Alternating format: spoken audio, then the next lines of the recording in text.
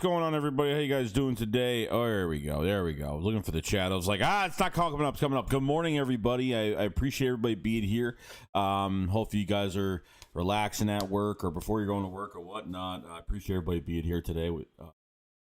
A lot to really go over. We're just going to react to some stuff. I just had breakfast. I just sat down. So going to relax and just listen to some WIP, see what's going on. Obviously, I don't know, guys. I took this loss so lightly yesterday to the point where I didn't even care that we lost. The Giants lost last night. They got massacred by the Browns. They got killed by the Browns last night, I have to say. They looked horrible last night. Very inconsistent team. The Cowboys are the only team that won. I think with the Eagles win over the Cowboys already, I think the Eagles honestly just have to win out. If the Giants lose against, the Giants have to lose against the Ravens. The Washington football team has to lose against the Panthers. It would be nice if that could happen. Now, I think the Cowboys have to beat the Giants, which I don't think that's even going to happen. But you never know. Kind of like that one year. I forgot what year it was. That one year where we had to rely. The Cowboys I think the Giants were playing us, and the Cowboys were relying on us to win that game. I think last game of the year for them to win the East. So kind of crazy. So I wouldn't stress about it, guys. Honestly, I wouldn't. I wouldn't stress about it. But there's 30 people in here. So, I appreciate everybody being in here. Got Daniel Caldwell. What's going on, man? Trav 202. King James III. What's going on, bro? Tyler Hetzel says, good morning, Joey. Even though we lost, I'm not mad the way the team played, and I can't either. Venom of Chaos, what's going on? Loyal to Houston, man. Good morning, bro. Daniel Caldwell, I'm actually kind of happy we lost yesterday. Now we have the chance to get Fairleigh Chase or Smith. Maverick says, should have had Hurts in 5 weeks ago, and I said we would be running away with division. And honestly, I think we would too. Matthew says, Hurts the GOAT. B. Costello, was it all a dream? Venom of Chaos says, Hurts game and earlier in the season, no doubt Eagles would be the clear number one. Matthew kind of says, Hurts the future. King James says, this I'm an Eagles fan, always a roller coaster, full of emotions every season. Don't get no better. Daniel Collins says, the fact that Pearson said he still don't know who the starter is. He will by today, guys. On this show, he's probably not going to tell you who it is. Before practice today, he'll be naming Jalen Hurts the starter today. He's got to get the okay upstairs. I'm telling you, that's the only reason why that's happening. Maverick said, everyone called me an idiot when I called the Hurts game for everybody on this show. Oh, you're gonna have people like that, Mav. I'm not a Hurts favorite. Obviously I wanted Carson benched for Hurts, and I didn't. Early in the season I thought it was just gonna be for a game, but then later on I was like, this guy's gotta get benched the rest of the year.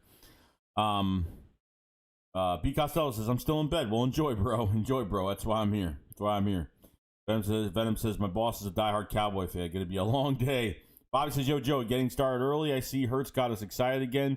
Definitely, bro. I know you're pretty much a big fan of it. Logan Jones, watching Jalen was the most fun watching the Eagles game in the last 2 years. I would say last 2 years. Well, the last month of last year was pretty good, but Jimmy Bryan, what's going on, man? Loyal to Houston. Hurts is the truth. Love him. Bimer said, you weren't the only one calling for Hurts. Young Money 07. Daddy's Kitchen Wheel says, good morning. Don't care if we lose. We will be in top 10 picking. Young Money said, the offense isn't great because of Hurts. The defense is creating turnover. Well, that's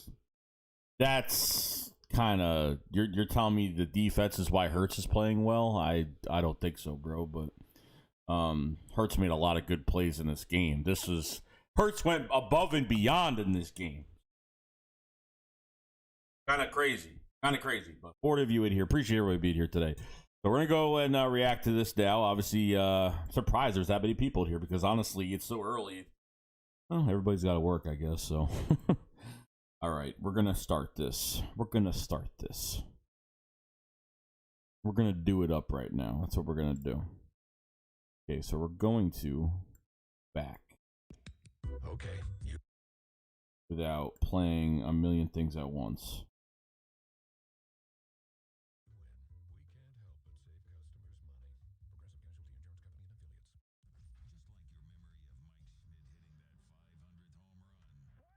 It's crazy though. You know what? It's hard for me because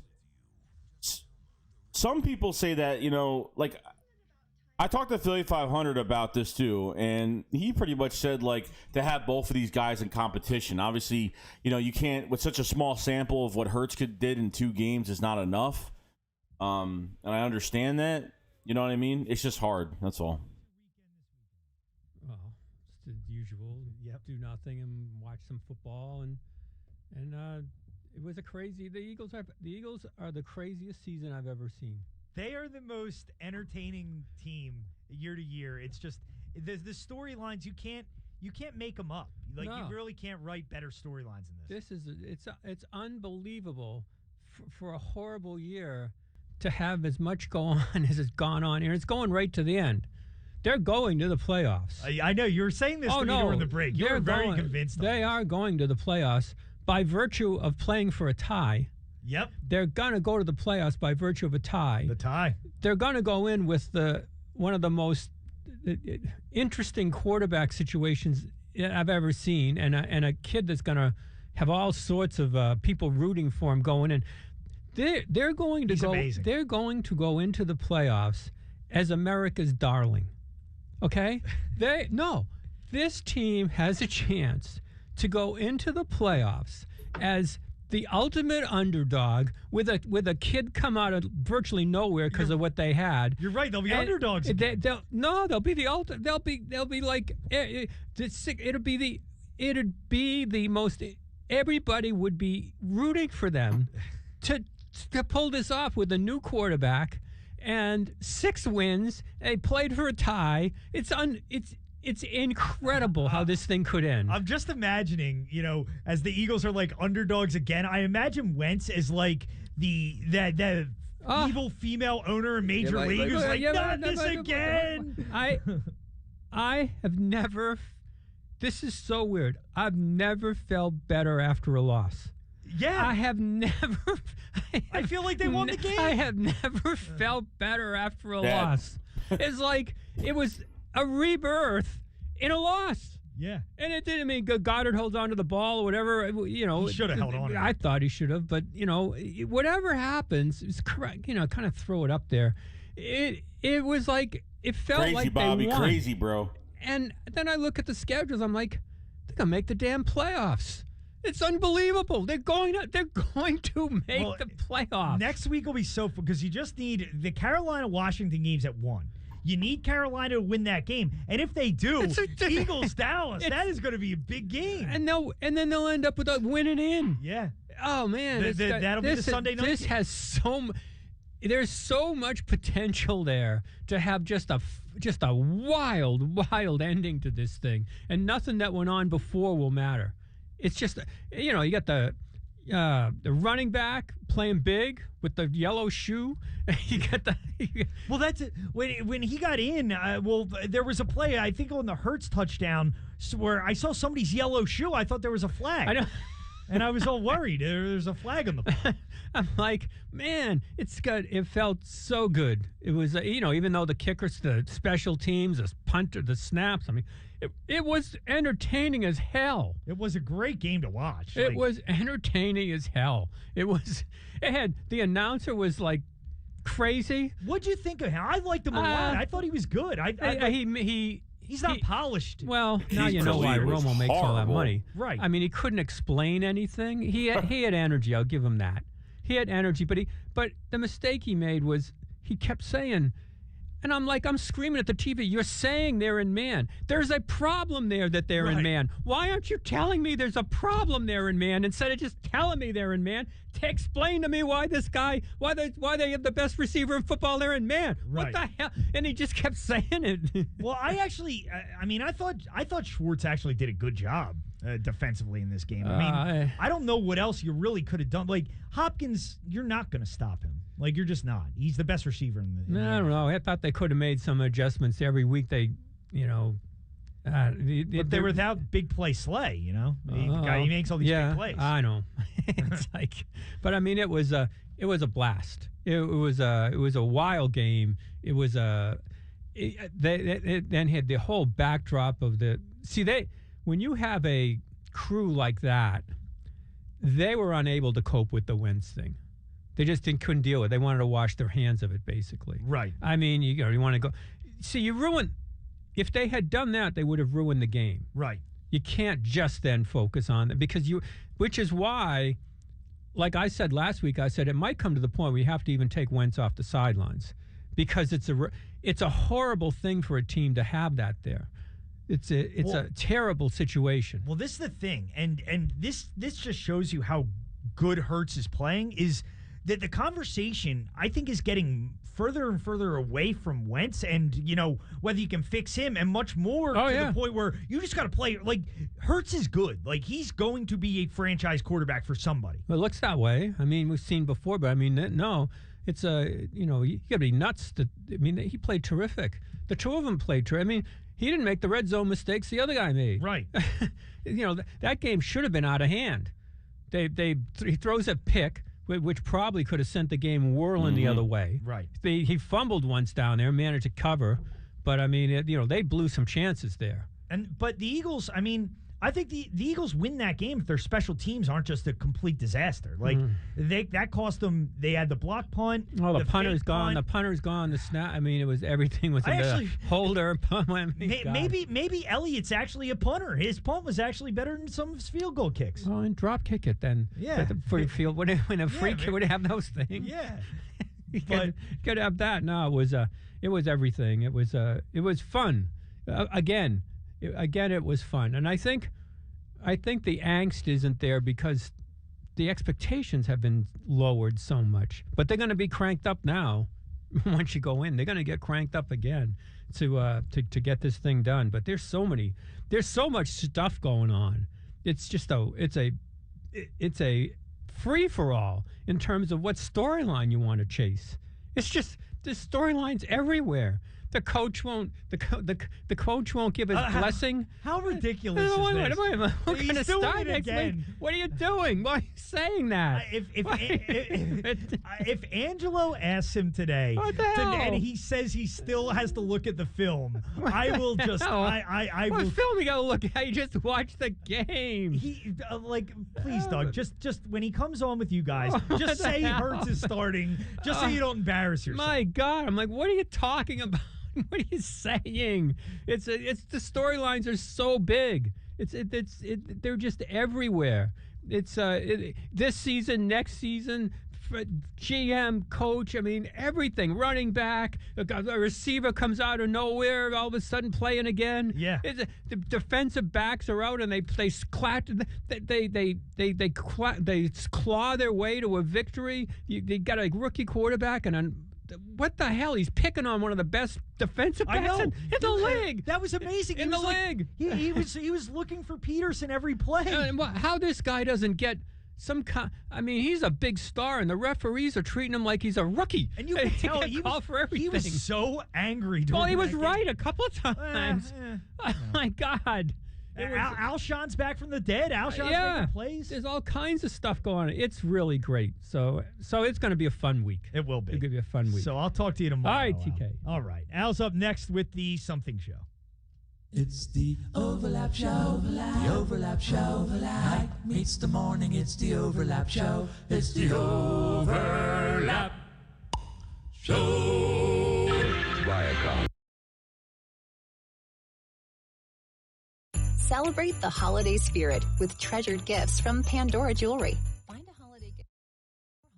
Rings and earrings. It was amazing. It was amazing. Exquisitely crafted holiday gift sets starting at Can't complain. Shop Pandora Jewelry today. Look, for what Schwartz was given on defense, I mean, you couldn't really ask for more. I knew DeAndre Hopkins was going to have a big game.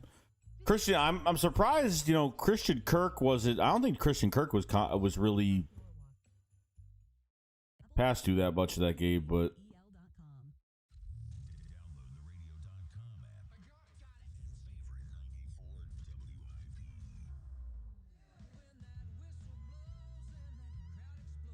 I don't know what you do, bro, because it would just be in, like I said about Philly 500. I was talking to him the other day about it. He was like, well, to have both these guys and QB competition would be the right thing because then you find out who's better. And I said, yeah, but at the same time, it's like it's embarrassing that you have a guy making over $100 million in competition with a second year quarterback. It's just embarrassing to even have that competition, to be honest.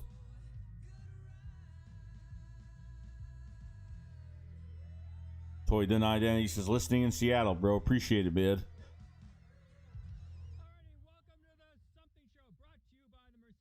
Winter event, isn't that fitting on today, the first day of winter, I believe, the shortest day of the year, and the Eagles, who are facing the longest odds. Yep, we played the music today after a loss because, boy, it doesn't feel like a loss. It was a exciting game, just talking to TK about it, all sorts of angles on this thing. The quarterback was terrific. The running back, Sanders, looked good. I mean, the effort was there. It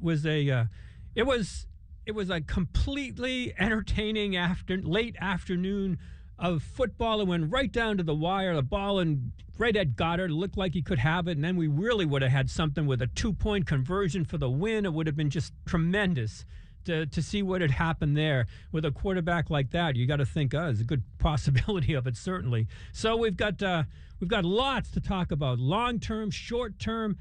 I believe that they're, believe it or not, they're a pretty good bet for the playoffs. If you look at it, you win out, and the other stuff that has to happen in this division isn't that much. So despite all that's happened, despite it all, can you imagine in 2 weeks where the game will probably be put, it'll be the game. It'll be a win and in. You could possibly have a win and in with this quarterback coming right down to the wire because of what's happened, what's transpired over the last few days. It's a remarkable change of attitude. I don't even say a change in fortune. The change in attitude toward the team and of the team is just 180. It's no more tune in and think of gloom. It's like you've got a chance, down 16 and coming back like that. A terrible mistake for another safety for this team, and you come back and you've got a shot to win it, and you've got all sorts of excitement. You've got third downs have all of a sudden become what they used to be. You can tell so much on third downs. Third down has become a plus again. Third down, which was just a gimme, give it away, might as well punt, has become now you got every shot in the world. Same thing on fourth. A lot of decisions in the game to go for two and miss, and it could have been costly. But some key fourth down plays. It was Eagles football to me at its best, and NFL football for those two quarterbacks going out, and Hopkins. I mean, there were some great plays. It had all of that. And lurking in the background was the story about Wentz coming out. And look, at this point, Carson Wentz, even if he doesn't like to speak, or his people, as they say, somebody just has to say something that, even if it's not true, you have to say there's nothing to the reports that he wants out. You have to say something. You can't have this going on your sideline with this backdrop of what's going on. You just got to say, that's all. Even if you're lying, you just got to say, I'm really happy for the kid. I really want my job back, but I haven't demanded anything. You can't. It's a horrible dynamic, and it's one thing to not be playing well, but then it's another thing to allow your image or your name to be placed in the village. You don't want to be in that category of, like, the team is, if you would go away, the team is better off. It's almost, I covered Eric Lindros at the end, where I actually think they would have won if they hadn't played Lindros in games at the end, because they were rolling without him. And this has great potential much longer term, because Wentz is a healthy guy going forward. So even if you have to cross your fingers behind your back or whatever, somebody's got to tell the former quarterback, just say, that's not true. I'm all in for this team winning, and just say it, just to get that over with. And then the coach should certainly just say, my quarterback's playing really well. I don't understand the inability to just say he's the starter. I mean, if you don't start this guy, you should be fired. I mean, that's basically what it amounts to. He's not a spark anymore. They keep saying spark. What spark? It's a raging inferno. It's a freaking spark. The kid's on fire and you're calling him a spark still? There's no spark. If that's a spark, the meteor storm's a spark. He's bringing the heat. So just admit it. Don't try to. There's a point where you protect you give it to get credit to him, and you let the locker room know that it's all right to just feel really good about it, to go in with some kind of stature now when you go into a game. When the Eagles take the field now with this guy, whether it's temporary or not, man, you're never out. You're never out. When you have a change like that, that means you're going to go in with a chance, with feeling like you're going to win. When you've got a quarterback like that he's playing right now, I won't even say forever, but the way he's playing right now with the energy that he has, every time he steps on the field, you've got that chance to win the game. And you also have the chance to come back, which you certainly didn't have the way Carson Wentz was playing. So we're going to get all into that. Lots of stuff to talk about, behind-the-scenes stuff right there, stuff to talk about Carson Wentz's future, which looks pretty dim right now. And that if you actually believe that the Eagles, like I do, have a pretty good chance to go to that final game of the season against Washington with a win and in. All right, that's Something Show, and we're going to be coming up with Keith Jones and Bria Hughes and Angela Catali. But the Something Show is brought to you by the Mercedes-Benz Winter Event. Make this season your reason to become part of the Mercedes-Benz family with limited-time offers and a complete lineup of vehicles during the Mercedes-Benz Winter Event. But hurry, these great offers will be gone in a flurry. To learn more, visit MBUSA.com or your local Mercedes-Benz dealer today.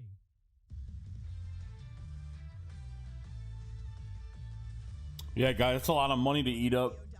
A lot of money to eat up, bro.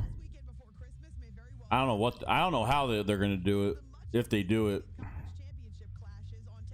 Because just think about it.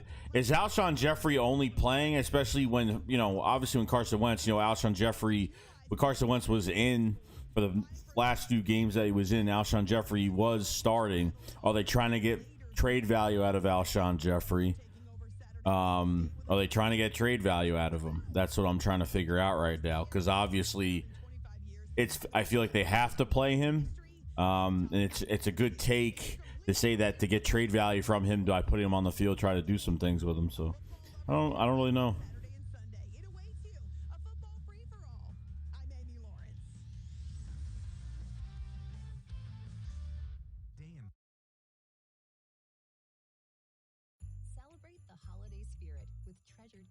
Okay. Well, we got 63 people in here, guys. Appreciate everybody being here. If you guys haven't hit that like button to the video, hit the like button. When you hit the like button, you support this channel. It goes a long way. Trust me. If you guys haven't subscribed either, subscribe to the channel. I do cover the Eagles all year. The Eagles actually have a huge chance to they have a huge chance to get into the playoffs, and that's crazy. Obviously, this team would have been better off with this win, definitely. But it is what it is. Your savings wonderland. Drink responsibly. Be 21. 94 WIP HD1 Philadelphia, live from the Tasty Cake Studios. The Phillies play here. Sports Radio 94 WIP. Radio.com sports station. Good morning, everybody. Welcome to the WIP Morning Show. It's a Monday morning in the Delaware Valley, and, quite a bit happened yesterday in Arizona. And as we sit here the morning after you could argue the Eagles' chances of winning the division and going to the playoffs are pretty much gone. Pretty much gone now. Still alive. I got him pretty much in. gone. Mathematically alive, but pretty much dead. They gave up 526 yards on defense at 33 What's up, points. Desert Man? How you doing, bro? And most people, based on my email, based on the reaction of Michael Barkham right after the game, the city appears thrilled. Yes. Well, I don't disagree. I kind of feel what you feel, but I got to be honest with you, Al. I have never dealt with a game that held that much gravity, and then they lost it, and then everybody celebrated. I feel great. You feel great. I think they're in. In what? I think they're going to the playoffs. Oh, my God.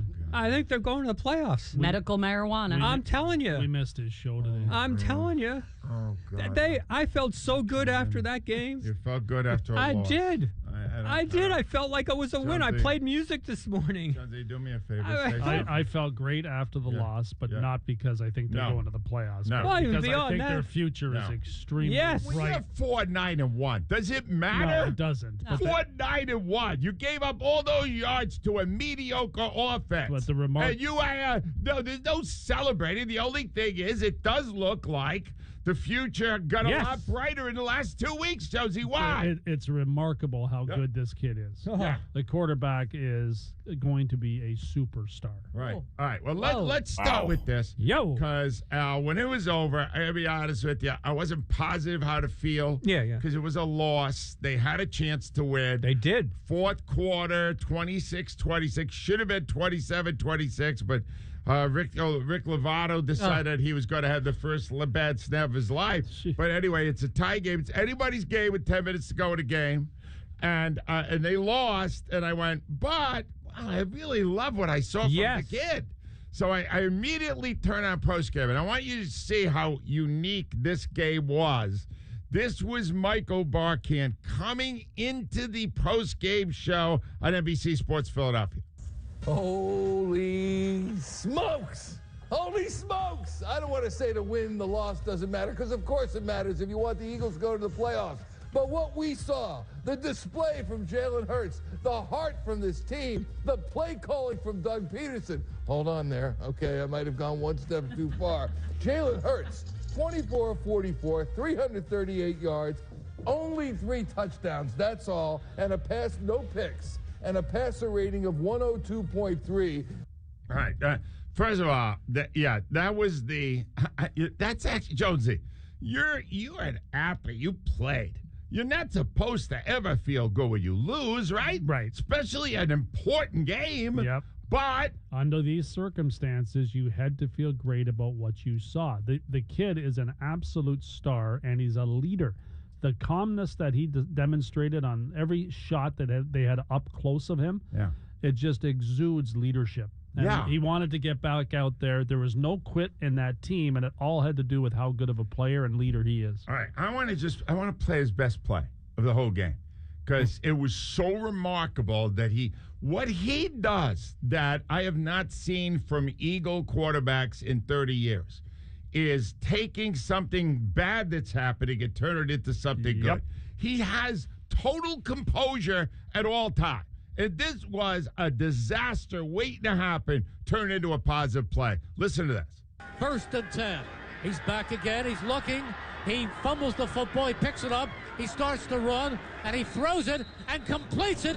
And a first down as Goddard makes the catch and then goes out of bounds. What poise. Oh, my goodness. That kid is a rookie in his second game in the NFL, and it was a great throw. There's so many dimensions to what he can do. He presents so many issues for the defense that's trying to stop him that it is refreshing to watch him control the game. You know, there's another sequence where he did not succeed, and he still dazzled. Yeah. The second to last possession where they were on the doorstep, and they got a couple of penalties. They moved back to like 22-yard line. And he threw 2 balls in the middle, down the middle in a row that were really pinpoint. And it took great plays by the defenders to swat it away. Both times he hit the receiver, tight ends, on the button. I thought Goddard had that. Right? I really did. But Rhea, did you see he was so accurate with almost all of his throws. Yeah, I was completely impressed with him. Right. Anyway, so let me get to what was being said after the game, because it was very revealing. All right. First of all, unlike last week when Doug Peterson refused to praise Jalen Hurts, he did praise him this time, although, and this is going to become an issue when Doug's on at 9 with us, he did not name Hurts the starter Sunday in Dallas. You didn't hear the laugh track under that? No. He is going to announce it on this show No, he's today. not. No, I'm going to tell you why, Rhea, because he likes me a lot, and he would like to get me something for Christmas. That's a no and a no. I would like the story on this show this morning at 9 o'clock. Because, Rhea, come on. Does anybody doubt it? No, I laughed out loud when he said it. It was silly, but this time he did really give some credit to this young quarterback.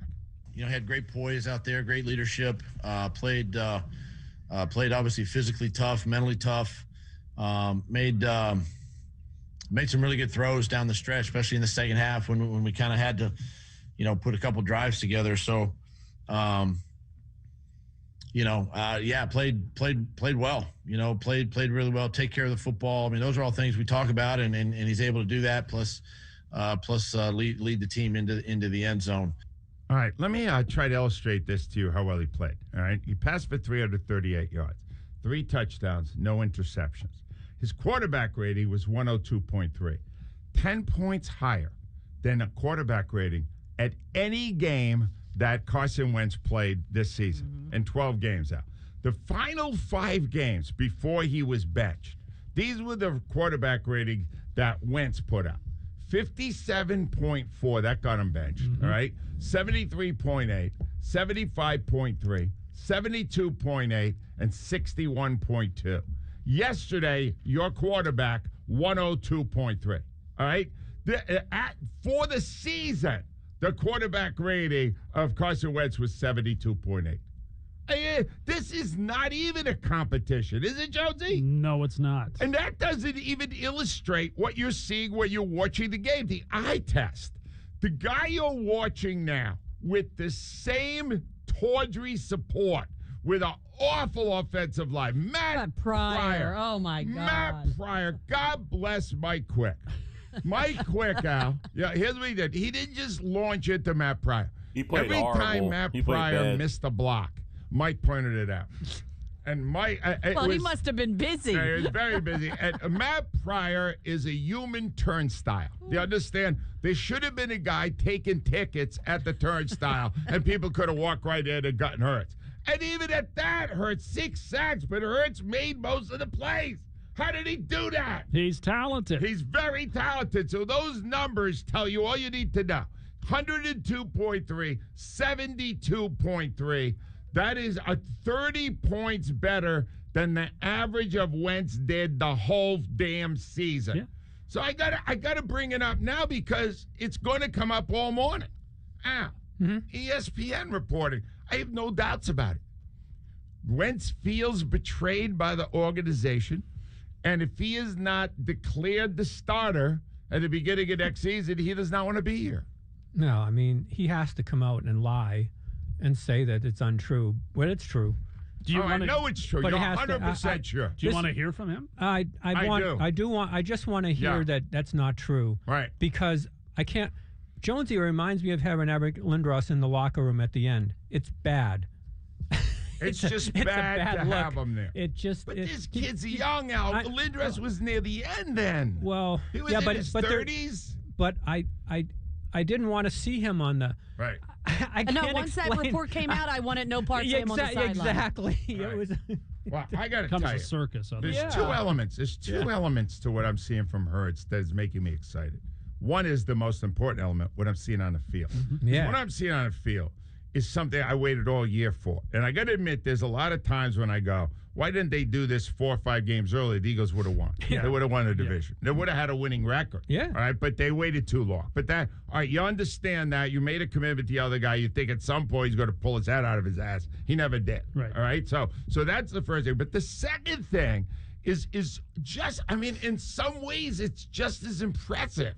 Because unlike Wentz, who every damn game, I got to do better. I got to look at the film. I'm educated. I'll learn.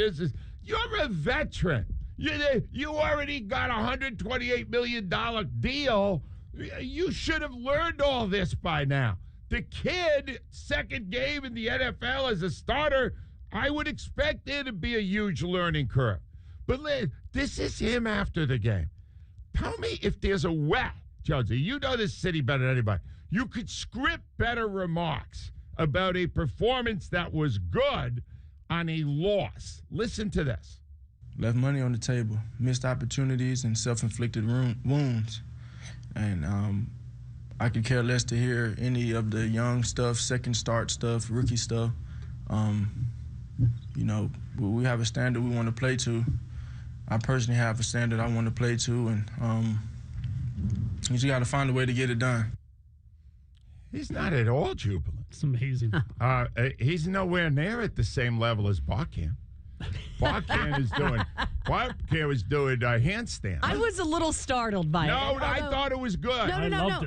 That was I went on my email. A lot of people had the same reaction. I was entertained during the entire game, but it was a law. I was very disappointed in the loss. It was a devastating. In a normal season, you get knocked pretty much out of the playoffs. It's horrible. So it was a little startling. Yeah. But I felt the same way he did about Hurts. But then he did, and you never heard this from Wentz. Wentz never gave you philosophy. Oh no. He never talked about how important it is to just win. Yeah. Listen to this. It wasn't enough today. You know, I think I hate losing more than I love to win, and it's not a great feeling, but it's a learning lesson. It's a lesson, and you know, everything can be better moving forward. It sounds like he's been doing it a while. Doesn't sound like a rookie at all. And that's why I got to ask you something now, because I don't follow college football because I graduated from college. You should try it too.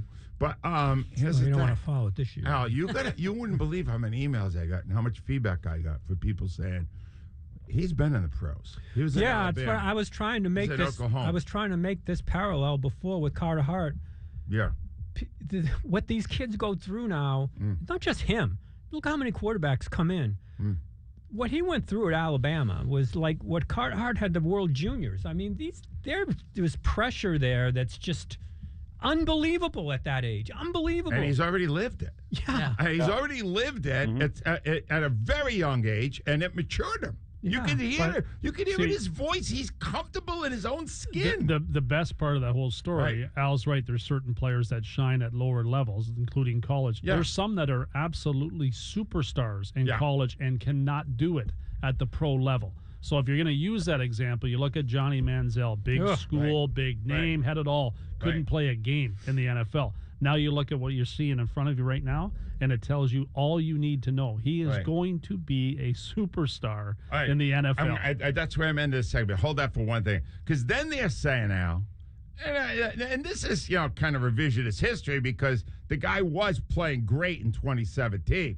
They're going, see, you can never rely on a kid from North Dakota because he never really went through what Hurts went through. And he really is, even though he's 5 years in, he's no more advanced than Hurts is because he never played anybody. Who was he beating? He wasn't beating anybody. But he played in the NFL. All right, that's what they're saying. What the hell? Now, ladies and gentlemen, I want to end this big. And Keith Jones, he's big. Oh, man, from the minute he got here, he has got one thing he's saying. What is it? And Jalen Hurts, what do you see, Keith Jones, as his future here? Superstar here. And I will tell you this much. Carson Wentz knows that Jalen Hurts is better than him. Oh, I just want that. Just let that sink for a second. He knows.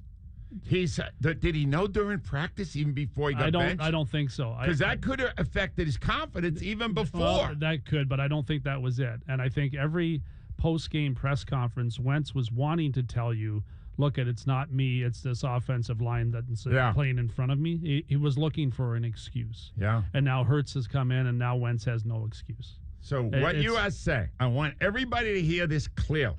Keith Jones, Ali has a very sophisticated eye in sports. Jalen Hurts is a better quarterback than Carson Wentz. And Carson Wentz knows that.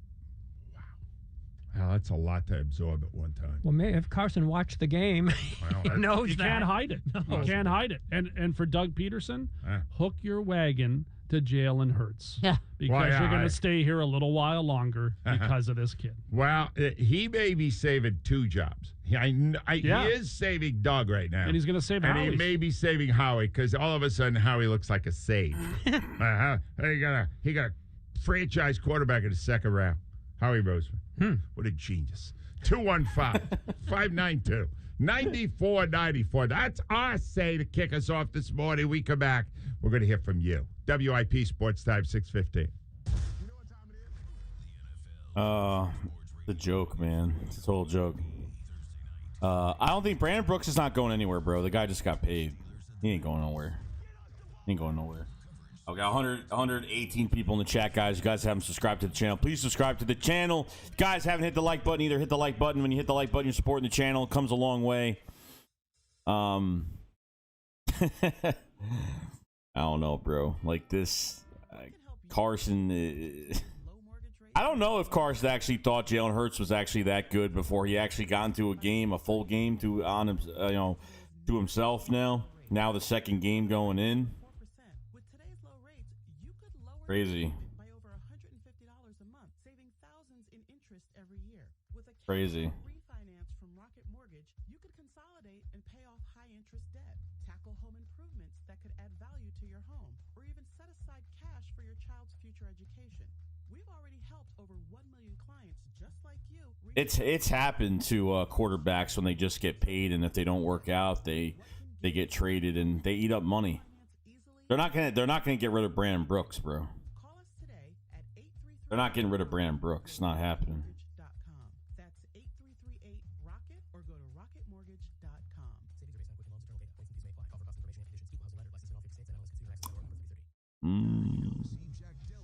Maybe.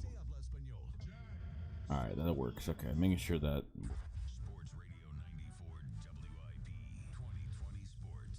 Brought to you by Borgata Hotel, Casino, and Spa. Despite losing at Arizona 33. Kelsey's contract's pretty much up after next year. No, he's got one more year left, I think. And Washington, as well as get some help. Jalen Hurts, impressive again. 338 yards passing, 3 touchdowns, a passer rating over 100, 7 passes over 20 yards. He was sacked 6 times and took a safety. Doug Peterson will be on the WIP morning show at 9 a.m. Despite the play of Hurts, Peterson again declined to name his starter next week for the Cowboys. Pretty sure he knows. Meantime, a report by ESPN's Adam Schefter says sources told him Carson Wentz not interested in being a backup and would want to move on if the situation remains as it currently is. Make BetMGM Sportsbook and Bar your destination for all sporting events. Watch college and pro football, UFC, and more on the giant LED video wall. Call now to reserve your seat. Must be 21 or older. Gambling problem? Call 1-800-GAMBLER. NBC 10 First Alert Forecast brought to you by Dr. Glatt. Cloudy this morning, some fog, a high of 41. It's currently 36. Failing or thinning hair? Call the region's premier hair restoration expert for men and women, Dr. Paul Glatt. Book a consultation at drglat.com.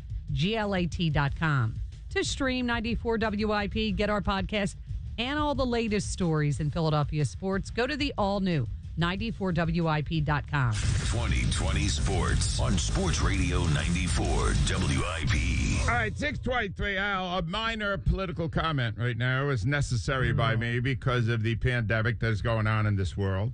I am annoyed and frustrated by how slow the vaccine is getting out. Oh, they got the Moderna now. Yeah. Moderna finally is in circulation. Cool. It took an extra week, like we didn't know it was going to get approved.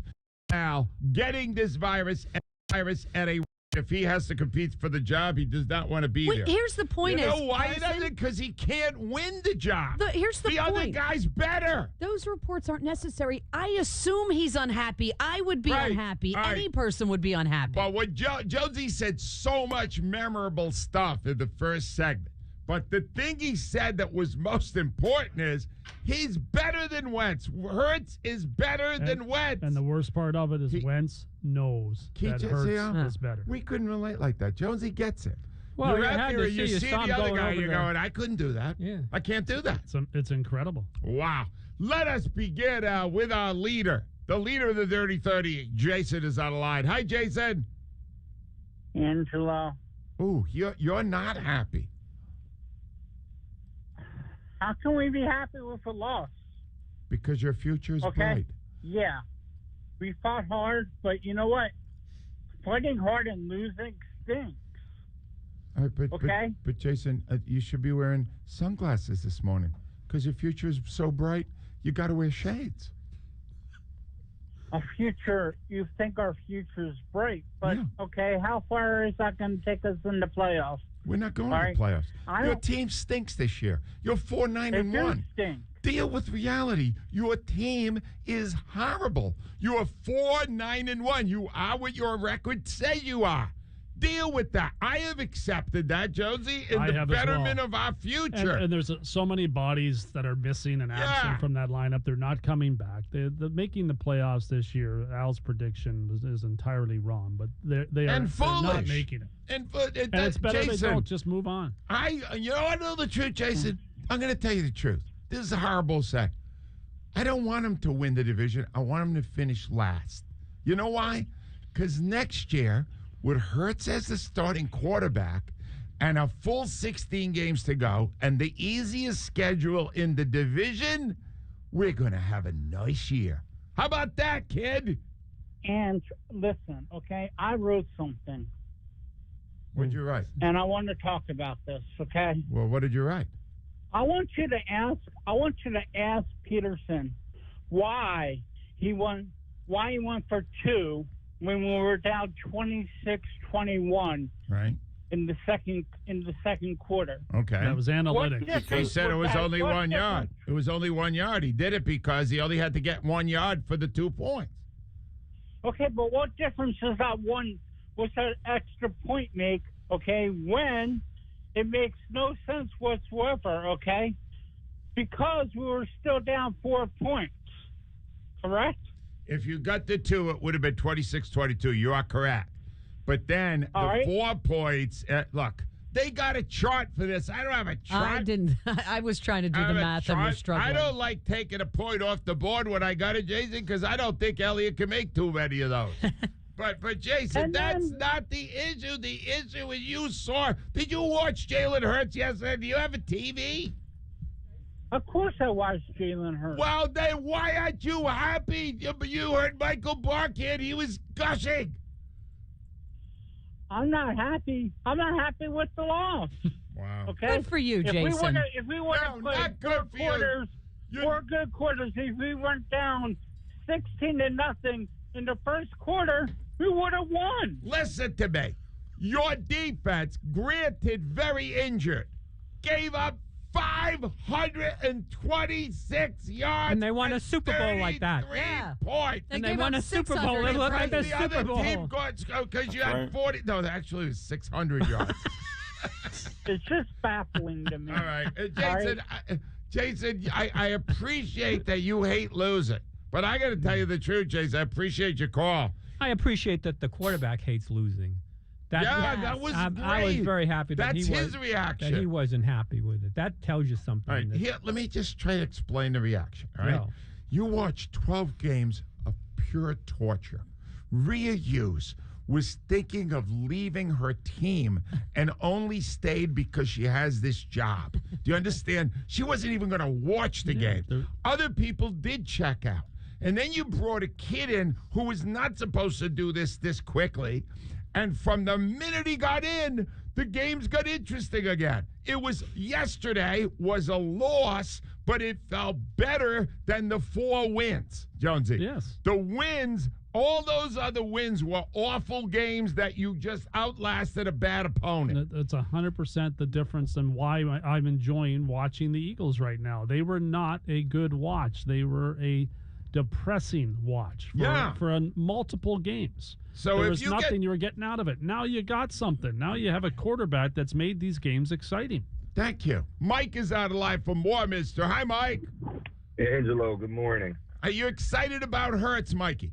100% excited. Thank you. you. So if I may, can I rewind the tape for a minute? Yes, sir.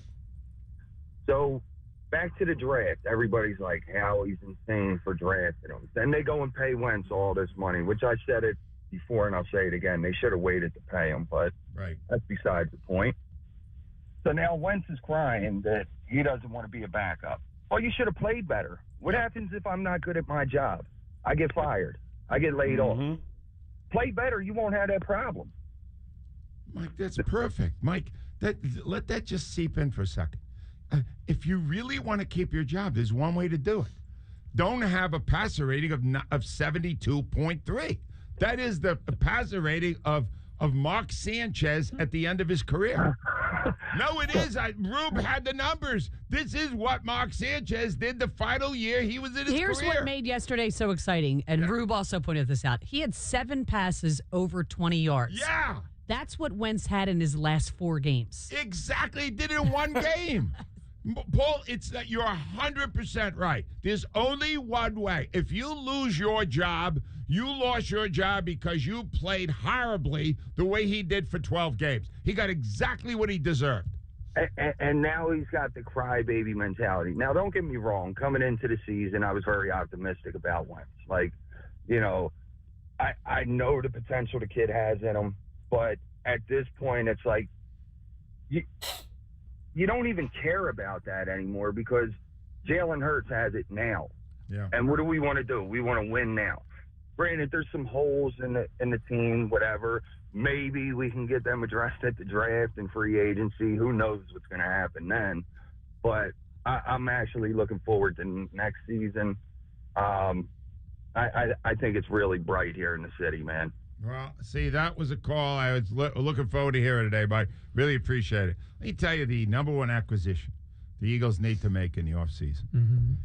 They need somebody to head their medical staff that finds a way not to have virtually every player injured almost every game. Ugh. Al, we have a NovaCare doctor coming on at 7 o'clock hour. You know what I'm asking? What? It's about me. It's not about them. It's always about you. When the player, the Eagles player, Josh Sweat, early in the game, when he's walking up the tunnel, I want the doctor to tell me what I should think. Because what I am thinking is so dark and nasty, and I'm yelling and screaming, and I'm going, when does their team start going up the tunnel? Why is it always my team up the tunnel? I lost a punter on a concussion, and I didn't even see any contact. No. When did he get the concussion? Somebody slapped him upside the head when he got the pump lock? Yeah, maybe he fell on Well, he it. got hit then, Yeah, right? He did get hit. He did get hit. Yeah. He got hit fell pretty on his hard. ass, though. Yeah, probably Well, fell. he was punting after that. Oh, yeah. Maybe his head was up there. That, you Jonesy, know, that's don't not rule, right. Jonesy, don't rule He's that had out. a good year. Don't Yesterday rule was that out. Elliot's a Don't rule better that out. punter than he is a field goal kicker. And drop That's kicks what I in got your out of right? that game. Elliot has he's very, very good He's athlete. got a bright future. Just can't, other than not kicking, he's been great. And boy, am I getting a Dave Phipp later. The leader of he's that doing well. special Did team. you see Doug chirping at him? Oh, no, did he? Oh, I got a video of it on my phone. Oh, I got to see it. I did not see I the rewound chirping. it. I did not see the chirping. Oh, I'll come in and But show it to I you. am going to ask Doug Peterson at 9 o'clock today about the performance of special teams and if he's losing patience with Dave Phipp. But that will happen only if, Al, he gives me the big story this morning. You will hear at 9 o'clock on this show the big story. It's not that big, really. Jalen Hurts is going to start Sunday against Really? the Cowboys. I'll be watching. Let me say this. If he doesn't, there's going to be protests Oh, my God. in the pandemic at NovaCare Complex. 215-592-9494. Lots more of your phone calls and specialties when we come back. WIP Sports Time is 6:36 right now, and I want to tell you about my friends at Borgata. Because the Borgata Sports app is the best way to talk today about the performance of special teams and if he's losing patience with Dave Phipp. But that will happen only if Al. 2020 Sports. Okay. To you by NovaCare Rehabilitation. Yeah, I'll Yeah, you guys are ridiculous. Firing Jim Schwartz, I honestly won't even care if he gets fired. I don't care. I don't know if the Eagles really should be in a 4-3 wide 9 scheme anymore. I don't know if they need to change this whole entire defense, but I don't think it will. But Arizona damaging their playoff hope, but not mathematically eliminated at 4-9-1. Peterson will be on the let's see here. We have 134 in the chat, guys. Appreciate everybody being here, whether you're at work, or you're just home, or you're waiting before work or whatnot, just listening. Do appreciate everybody being here. I like giving this to you guys, and I like listening for myself, obviously. Yeah, yesterday was a the tale of two halves a little bit, but you know what? I think with Jalen Hurts really did a good job last night. I think it really put this team up, and the defense didn't play well. But what was I expecting with what Michael Jaquette and and Marcus Epps and some of these other guys that were starting. There's only expecting that we weren't really going to do well in defense. The pass rush was okay. It wasn't bad, but it wasn't great either. So 143 in the chat, guys. Appreciate everybody being here. If you guys haven't hit the subscribe button, hit the subscribe button. We do Eagles content all year long. If you guys haven't hit that like button either, hit the like button. When you hit the like button, you support the channel, and trust me, it goes a long way. So I appreciate it from everybody. WIP Morning Show at 9 a.m. Meanwhile, prior to the game, a report by ESPN's Adam Schefter says he's been told by sources Carson Wentz not interested in being a backup and wants out if the situation remains the same with Hurts starting. NovaCare centers remain open. Visit novacare.com or call 800-770-6682. You can also do telerehab from your home. NovaCare, the power of physical therapy. NBC 10 first alert forecast. Cloudy with a high of 41, some early fog. It is currently 36.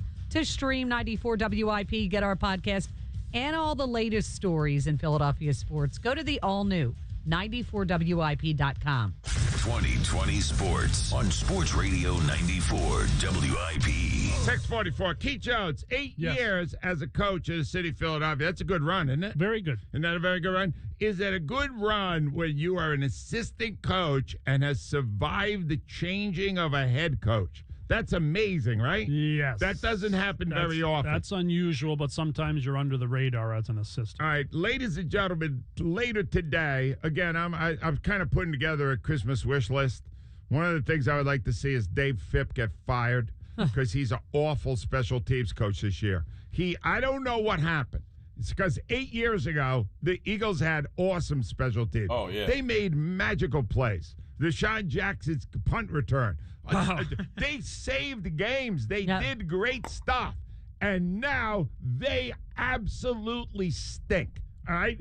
Boston Scott ran 6 balls out. You know what he averaged? 18 yards. That was terrible. No, there's nobody blocking for anybody. Whenever you actually see a guy break free, there's always a penalty. Flag. Up, blocking it back. There we go. And then you got Rager. Jalen Rager made the only big play the entire season on special teams. It was a punt return a couple of games ago. Yep. He has not returned a punt since. What's the thinking there? What, do you think I know? Do I look like Dave Phipp to you? What would it be? No, you'd lucky I have to get no hurt. idea. I don't know. The guy made one good special teams play the whole year. Rager ran past everybody. Yeah. Greg Wood's been back there for every other punt. I have no idea. Explain. I can't explain. It must be the future. They don't want to get him hurt. Yeah, I think But you don't want to get the other guy hurt either. Exactly. If you were looking for a defining game to end Dave Phipp's 8-year run, both with Chip Kelly and now with Doug Peterson, where do we start? All right, why don't I start with a block punt? Al, no one in the middle of the line blocked anyone. They all came right through. Here it is. Here is the punt, and it's blocked. The punt by Cameron Johnston is blocked, and it goes all the way out of bounds at the Eagles' 7-yard line. Eagles 7-yard. That's 7 points right there. Good night to that one. Then we've got Al. You know you're badly coached when the unit has its pants down around its ankles because they're not prepared for something that happened. The punter, this is a fake punt. Yeah. And the punter, the guy is so open, he throws a rainbow over the top of the God. It was a pop-up. It was a pop-up. There was no one there. Did you see his arms? Yeah. His arms are skinnier than mine. They're noodles. The man is a punter. I was like, oh, my God. The man is and did he throw it to a linebacker? I don't even think the guy was a receiver. Anyway, here's that play. They're going to go with a pass, and it is complete. The punter fakes it and throws downfield to Turner. All right, that's the second one. And then the third one out, Cam, this is funny in a way. Cameron Johnston, the punter, got conked at some point. Yeah. Because he went into concussion protocol. Might have been the block. Now, this is me. This is not them. Mm-hmm. But I think even in concussion protocol, you should be a holder. What does a holder do? Well, I don't know. Doesn't the backup quarterback do that sometimes? Well, I know, but he is their holder. Maybe Wentz goes out there. No, Wentz would only mess that up. Then we have something else to rip him for, and then he would feel betrayed. So we're not going to do that. But Al, here's what's amazing about this play. All right, so Zach Ertz is the backup holder because Johnston's out, and we've already seen Elliott punt, and it wasn't terrible. Okay. That was pretty good. Yeah. But now you got this guy, and Lovato, I have not mentioned his name in years. No, you know why? thing. Because he's a good snapper. Yes. Before him was the greatest snapper ever, John Dornbos. But this guy's been here 3 or 4 years. Now, he hasn't made any mistakes. Yeah. He's snapped the ball well. Yeah. All of a sudden, you got an inexperienced holder, and he rolls the ball. And you panic because you panic. Because is that what it is? You're overthinking it because it's not your guy back Just there. Just snap it to him. Well, I understand that, but I could hold. Well, no, he's probably worried. His only thought is where the laces are going to be. So the fact that the ball doesn't get there, he's just concerned about where the laces are going to be. I'll be honest, the laces don't interest me. Just kick the ball. Well, it's a ball. Kick it. I got to worry There is a science to it, Ange. Yeah, that's why you're not a kicker. All right. Anyway, bottom line is, here is this mess of a play. Ball is spotted. A low snap. And it's fumbled. Eagles were on it, but it doesn't matter. You know what's amazing about that play? If they had just converted it, it would have been the Eagles' only lead in the entire football game. You finally had a chance to lead. It was amazing. You were down 16-0. Yep. And you awoke and you got back and you got a big play to get the lead, and then you couldn't execute an extra point. Oh, yeah, and they did take 1 point off the board. And they took one off the board. So they could have been, I don't know. The game was there to be won. But I am not taking that away from it. What I'm taking away from it is what Keith Jones said. I'm wearing shades today, Al, because my future is bright. Yeah. Well, the Eagles' future, I'm old. Yeah. But you know what I'm saying. Sideman John knows what I'm talking about. Let's get his thoughts. Hi, John. The future's bright, but not you guys are looking long term. I'm looking immediate. But I haven't felt that way since the Saints playoff loss when Jeffries dropped the pass. Wow, Disgusting yesterday. Oh, you're mad. All right, tell me what you're feeling, John. I mean, we lost the game. I mean, there was positives. The 2 clips you played from Hurts was the most positive. Because that's what I want in a player. The kid, he didn't want to hear about what he did. We lost.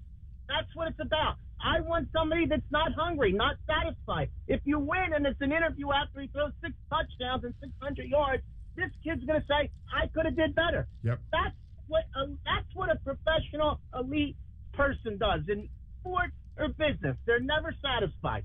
And the other thing he said, you played it, when he said, hey, I hate losing more than winning, more than the feeling of winning. That's a winner. That's the kind of guy I want playing for me, because those guys are going to win. They'll find a way. Eventually, they're going to win and be successful.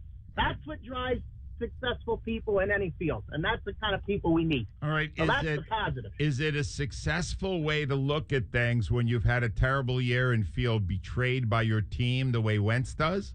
Do you think that you understand his position here? No, I don't understand it. And an early week Weasel of the Week should be Adam Schefter, like Rhea said. He's like breaking news. Wentz don't want to be a backup. Oh, what a story. You're a great guy. What a story you broke. That's the most positive thing about Wentz all year. Yeah. You don't want to be a backup. Who wants to be a backup? Who's satisfied with that? Although $128 million backup, there is some pluses there. No pressure, lots of money. But I know what you're saying, John. But you did not come away from there going, you know what? I know we lost. I look at it philosophically, John. This Eagles team stinks. They stink. I don't know. This team stinks. I don't buy it. How do you know what?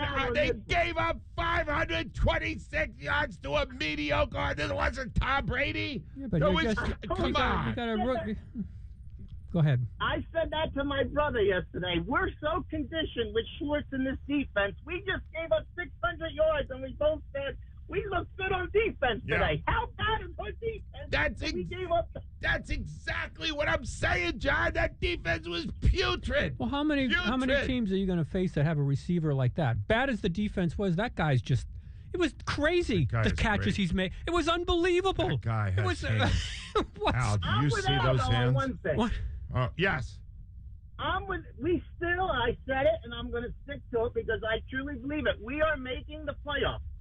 What better way? Philadelphia's the underdog. We do things when nobody expects us. We lose our starter, the season was over, and we win the Super Bowl with a backup. And what more poetic way than 2020, when the worst team in the history of the NFL makes the playoffs and wins the Super Bowl with 6 wins in a game we'd probably be the biggest underdog in Super Bowl history. So, WIP, reserve your spot on the boulevard because we will be there for a parade. I want to be live on the show that day. John, you can host the show. This guy's unhappy. John, you can host the show. Believe me, John, I love you, man. Your optimism is both refreshing and absurd. That is what I would believe is a bipolar fan. Jonesy, I don't want to do this. Do it. I don't want to cut down people I work with. Yeah, build it up. The man that he's quoting is Al Morgan. Exactly. Predicting that the Eagles are making the playoffs. The same guy who said the stands would be filled. They are. At the You just can't see them. for all these games. Is pot Al legal? gets one prediction right every 3 or 4 years. Is marijuana legal in New Jersey now? Well, you look at the remaining schedules. Come on, Al. And you tell me you think Dallas is going to win a game. They are going to beat the Eagles next Sunday. Thank you. Let me go now. Let me play this because what John was just saying, you got to hear this. I couldn't believe my ears because I had before I went in to listen to cuts today, I had just looked at the stats. And I saw that Murray had 406 passing yards. Yeah. And the team as a whole had 526 net yards. That is awful. 33 points to that team is awful. Yeah. All right? There's nothing good about any of that, Josie, right? No, there's not. And then Doug does a testimonial. I'll tell you something. My hat's off to these guys. Put in a tough situation against a really good football team with great skill and ability as they do. Arizona does, on offense, and they battled their tails off. And these are guys that they're going up against that are. These guys are solid NFL players. DeAndre Hopkins, Kyler Murray. I mean, Christian Kirk. The guys have really good skill, and I thought our guys battled. And gave us some opportunities there. I mean, we created some turnovers, some takeaways, and again, my hat is off to these guys for what they did, and it's just going to make them better. It's going to make us better, I think, moving forward, and having these young guys, play as much as they have. How's he got 2 hats? He's only got 1 head. Huh? He said his Took hat's 2 off hats twice. Well, he took it off. Well, I he put it back on. he just It's a tipped it. different hat. He tipped it and put it back on. Yeah. And then he put it back. Took I it off don't. again. I don't think he's. That's an awful performance by the defense. I don't agree with you. Yeah, me either. Because I thought they played really hard. I thought the catches that were made were exceptional. I mean, exceptional. Your guy Larry Fitzgerald, Ange. I mean, they were tremendous catches. and Larry, I don't think that and previously, I think the offense carried over a little bit. Previously, they looked beaten when they were beaten, so to speak, but I didn't think so. And they got a turnover. They were up against it yesterday. I think a lot of people thought, and when it was 16-0, here we go. They're going to get torched. Right, just like the offense, they didn't surrender. You mentioned Larry Fitzgerald. Somebody mentioned I Larry. did. Yeah. He's your guy. He had a TD pass catch. It was a great catch. How many do you think he's got this year? That's his first. Yeah. That's awesome. How many against the Eagles? Who in are his they career? playing in their defensive secondary? Stop it. Come on, They there was had no- a Hall of Famer and DeAndre Hopkins. Oh, now you're going to use your injuries. I'm completely now with you're Al. using injuries. but- All these weeks when I went nuts on injuries, you said you can't use injuries. Now I can use injuries? They didn't have Slay. Now I can use injuries? But they played. I didn't know I could use them. Oh, I the never rules said you change, could- everybody. Now I I can never use said you injuries. couldn't use injuries. For what they What had. about next man up, Rhea? Well, for what they had, That kid Jacquette's an undrafted guy. Oh, then he stinks. Oh, He okay. doesn't stink. Oh, he thought they doesn't played. stink? I thought they. How about Seymour? I love Seymour. felt bad when Seymour got hurt early in the game, and I didn't even know who he was. I wanted to see more, but he left. Paul's on the line from Maple Shade. Hi, Paul. Hi, how you doing, Angela? Let's get back on topic here, Paul. There's one thing to talk about today, isn't there? Jalen Hurts is going to be a superstar. Thank you. I need more. Josie said that. Give me your thoughts on why you feel that way. Well, he threw for the 338. It's just his second game. He threw for 338, no interceptions, 3 touchdowns. He looked great. I mean, he's super. With no offensive line and 1 negative in Matt Pryor, that is like having 10 men on the field. You understand? Matt Pryor blocked no one in an entire game. It was not benched. You can't hide him at tackle. You might be able to do it at guard, but not at tackle. Boy, he is awful. But you're right. That's the story. Jalen Hurts is the story. He is a star. Jonesy, I almost fit. Joe, give me a drum roll on this. I need a drum roll. Say again about him versus Wentz, because this is really the story. Jalen Hurts is going to be a superstar in this league, and Carson Wentz knows that Jalen Hurts is better than him. There it is. Did you hear that, Paul? Yeah, I heard that, and I totally agree. Jalen Hurts is a better quarterback than Carson Wentz. How amazing is that we have reached this point in 14 games? That sucks. No, you're not, I Philly. love you, You're Cole. not, bro. Thank you, my friend. All right, Ray Dittich is coming up in a second. Let's get our first read on what people are believing on this story. Ava Graham is here with that. Hi, Ava. Hi, Angelo. What do you got? We're broadcasting live from the Tasty Cake Studio, 94 WIP HD1 Philadelphia. This Twitter question is brought to you by Armin Cadillac of Plymouth Meeting. Thinking newer pre-owned certified Cadillac, think Armin Cadillac. Great selection, great people, great price, ArminCadillac.com.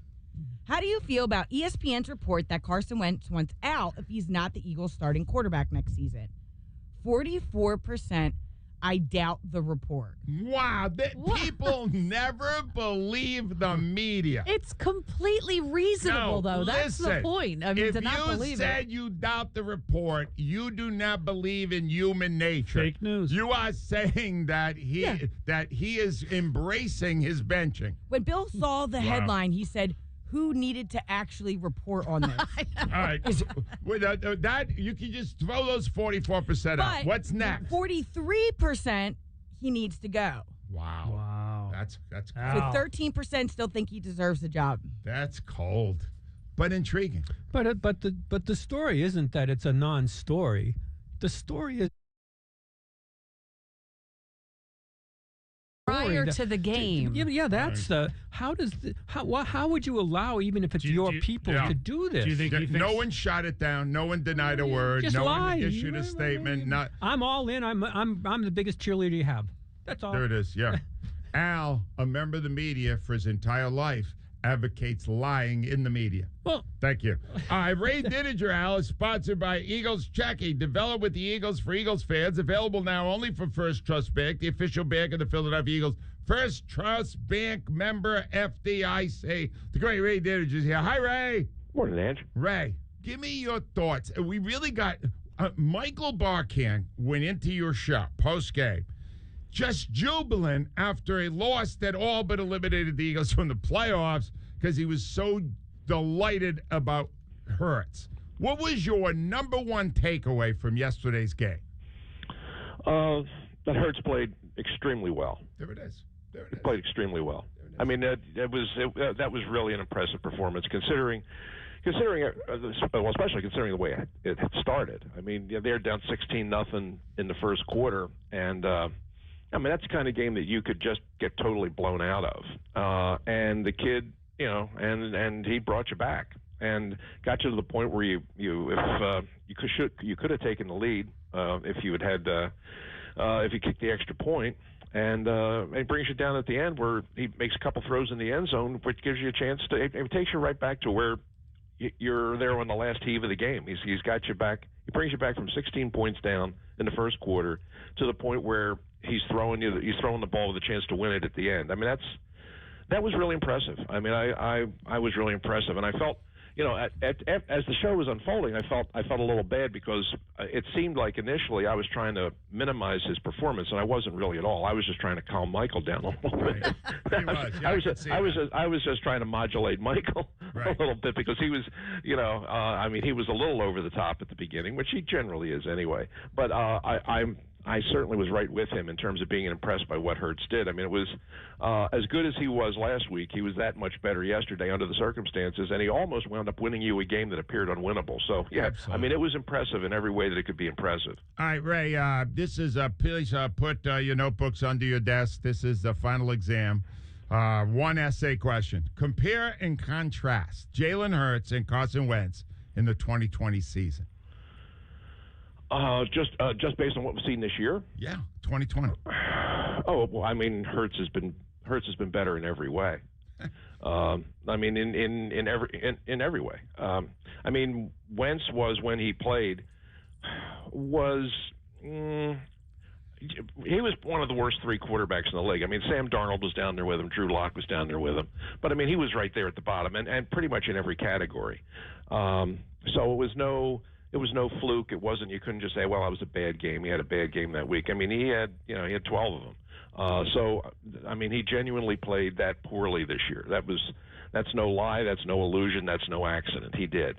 And in 2 games now, I mean, Hurts has won one of them and given you a chance to win the other one against 2 teams that are likely to be playoff teams. So, yeah, he's been very good. And I think that he showed you growth from week to week. I mean, last week was a lot about his running and his improvisational ability and his ability to get out of trouble. And this week it was the thing that impressed you was his passing. I mean, he threw the ball really well.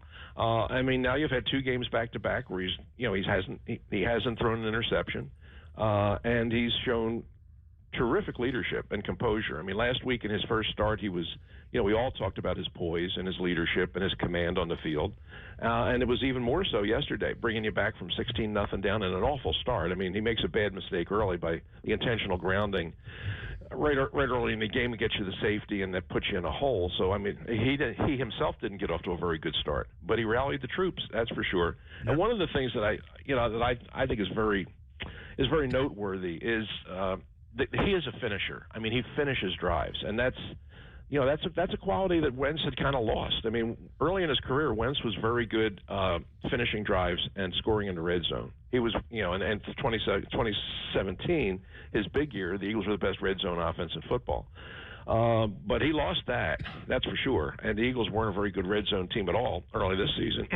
But Hurts has already shown you the ability to be good at that. I mean, they were 2 for 3 in the red zone against the Saints, who are the number 1 defense in football, and yesterday they were 3 for 4. So against two what I think are very likely playoff teams, they're 5 for 7 in the red zone, scoring touchdowns with Hurts a quarterback. And that's what you need your quarterback to be. You need your quarterback when you get in those positions that he'll finish a drive, and this kid can do that. Right.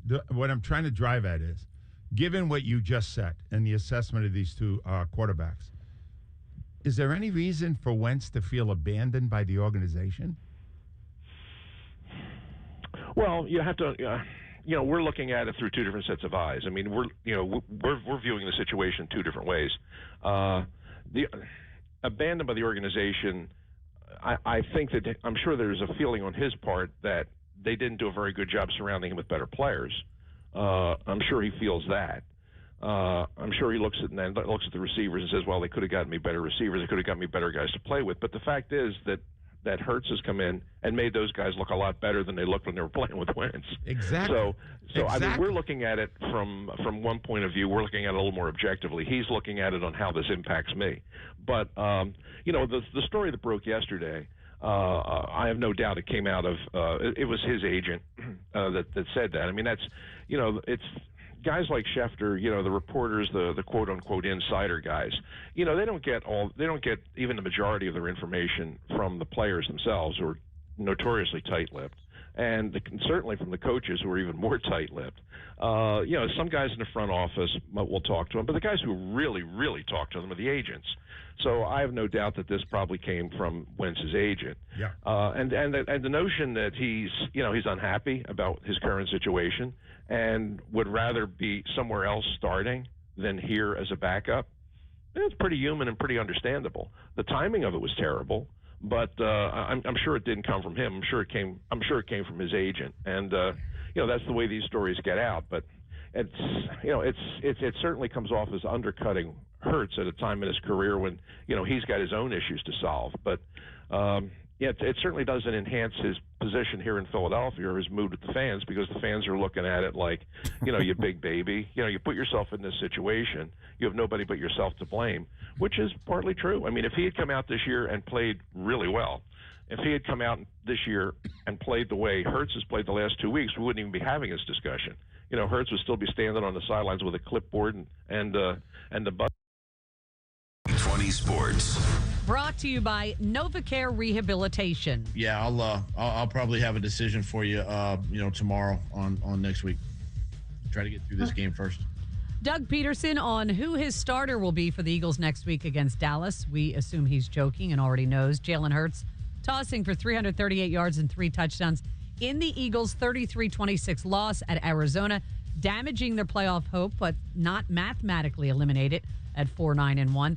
Peterson will be on the WIP morning show at 9 a.m. Meanwhile, prior to the game, a report by ESPN's Adam Schefter says he's been told by sources Carson Wentz not interested in being a backup and wants out if the situation remains the same with Hurts starting.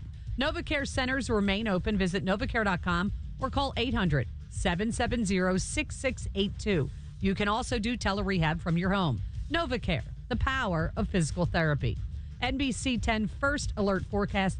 Cloudy with a high of 41, some early fog. It is currently 36. To stream 94 WIP, get our podcast and all the latest stories in Philadelphia sports, go to the all-new 94WIP.com. 2020 Sports on Sports Radio 94 WIP.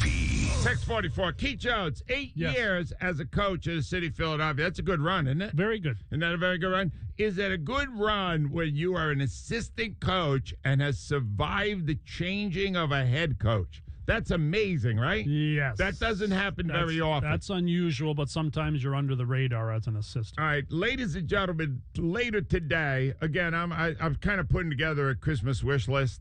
One of the things I would like to see is Dave Phipp get fired because he's an awful special teams coach this year. I don't know what happened. It's because 8 years ago, the Eagles had awesome special teams. They made magical plays. Deshaun Jackson's punt return. They saved games. They did great stuff. I honestly think your commentary in football is superior to your commentary in hockey. I don't do hockey. All right, we're going to go to Doug Pearson's presser, obviously. The lie right now to help me. I actually need my own therapy today, Rhea. Please do the honors here. Dr. Michael Messina, orthopedic. I don't care about turn the doctor. 592-9494. We got coming out a lot of good stuff. Ross Tucker's coming out a little early today because he got another career. So we'll have him on sometime in the next segment. We've got a whole bunch. I got to explore this issue of how good the defense was. Because, Al, normally 33 points and 526 yards is not that great. Yeah. But apparently we're grading on a scale today. You are, yeah. I am not. Well, I don't do that. 215-592-9494. WIP Sports Time is 7:36. Here's what's going on at Borgata Hotel, Casino, and Spa. No problem, ASL interpreter. I don't get the station. Well, you got it, bro. You got it right here, bro.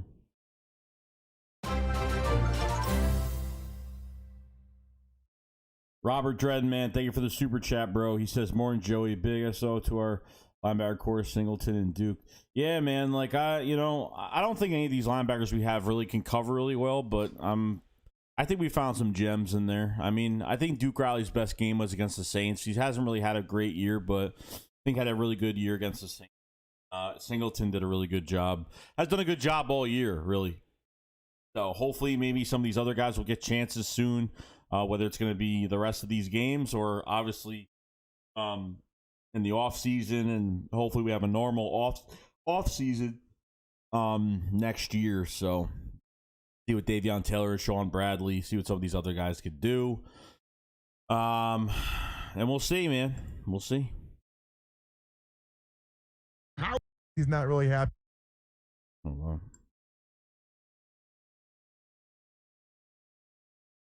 Like Wentz now coming in. Far sideline, finally pushed out all the way at the Arizona 25-yard line. That was a big play. And if Jeffrey had any speed, he might have scored on it. Right? Jeffrey can't run. Right? But Al, you got to admit, it does appear that Jeffrey has more now than he did when Wentz was here. Yeah, well, he's got a Why better. is that? The quarterback's better. Getting him the Quarterback's ball. Well, you can buy him more time to get open. Yeah. That too? That's a big part of it, too, because there's elusiveness. Keith Jones, in your long hockey career, Yes. did you ever have a teammate you couldn't stand? No. That's Really? a lie. Never have. Did you ever have a teammate you did not like? No. Did you ever have a teammate who smelled bad? Yes. Oh, yeah. Okay, right. Well, I had to go with something. Did you have teammates that didn't like you? Yeah. Yes. Oh, no, you had opponents that hated you. Lots of that. Yeah. Lots of that. Yes. All right, here's what I want to know. Does it have an effect when somebody doesn't like somebody? And let's just say they put you on the same line. I'll put it this way Yeah. for you. There is resentment of certain players on teams. And some of that has to do with them making a lot more money than other players. Ah, the money. And that's factor. one thing Money. you can't overlook with the Wentz deal. Ah. And money turns into that looks like favoritism from a coach. It's weird, but there is that happens. And let me give you an example of that. Fulgham is making no money. Right. All right. And Jeffrey is making big money. Yes. And all of a sudden, in the last series of the game, they suddenly realized that Fulgham was out there and they made 2 plays to him. And he made the plays. He looked like he did 5 weeks ago, Al. Yeah. But I don't know where that had been. Yeah. But if I'm Fulgham and watching Jeffrey, I'm going, I can do everything he can do and more. Why aren't they using me more? That's where the resentment to me would build in. That happens, and Fulgham, and certain players, maybe Right. Fulgham's not working as hard in Yeah. practice. Maybe he's got a No, that That's the appears to be indication. maybe he has a yeah. defeatist attitude, like, well, if Yeah. they're just going to go to Elshon, then I'm not going to do this, and that's Yeah. going to end his career. So he has to dig deep, and it's good they called his number. The only time I saw him prior to that was when I think it's Watkins, the kid that got Yeah. the first touchdown. Quez. Yeah, Was it he, Quez, I think? Fulgham looked extremely happy for his teammate, He which did. I thought was cool. But And that kid, Quez, can run. oh my God, was that Oh, my unbelievable? God. What happened? All of a sudden, the seas parted. He went right down the sideline. And Hurts there was loves no him, one too. there.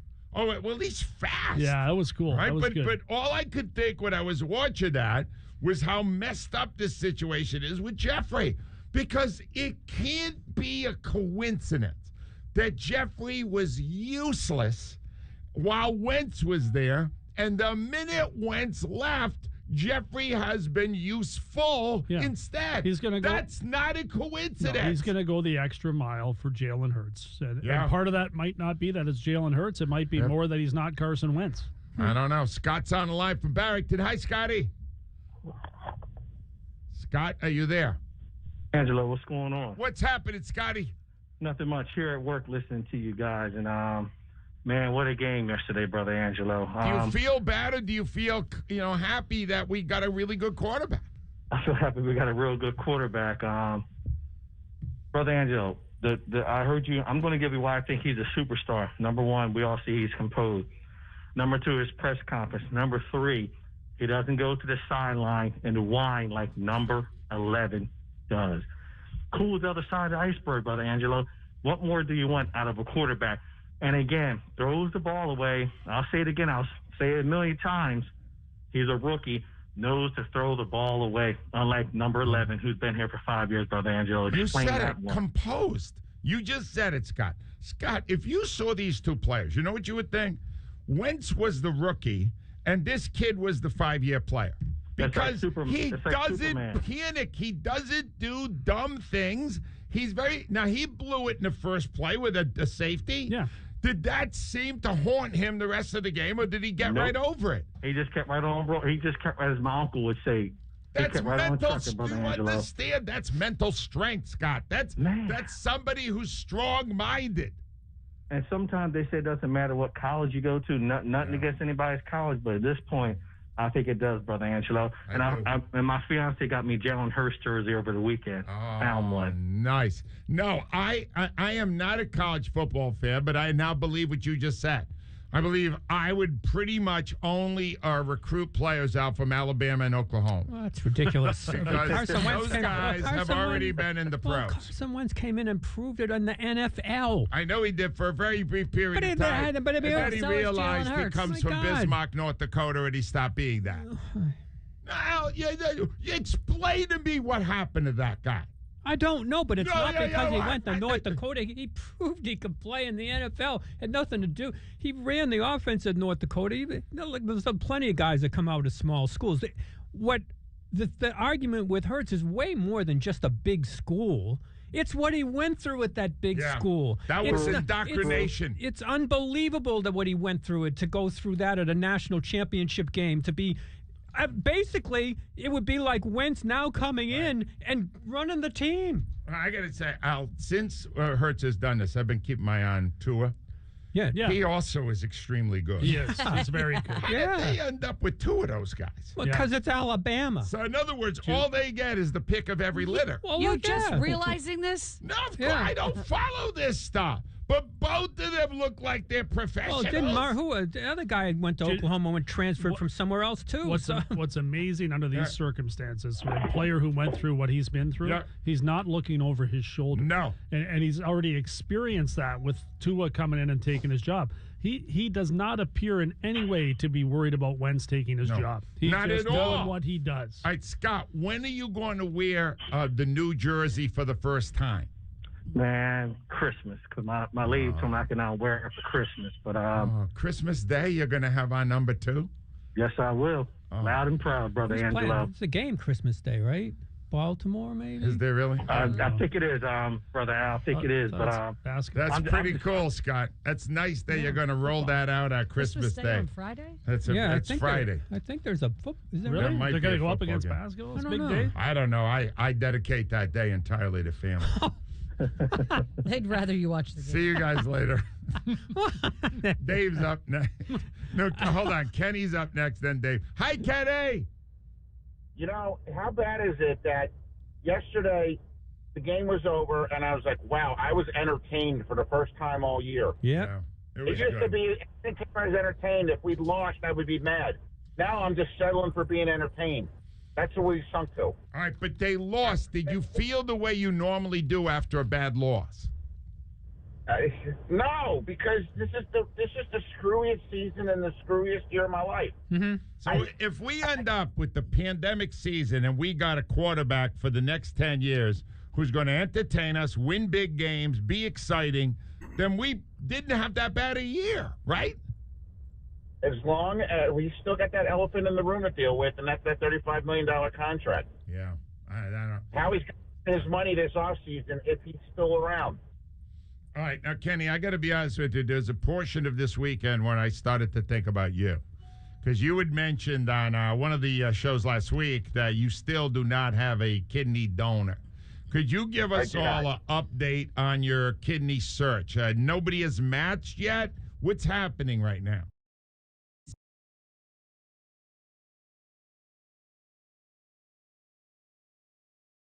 This holiday, give the gift of Chewy.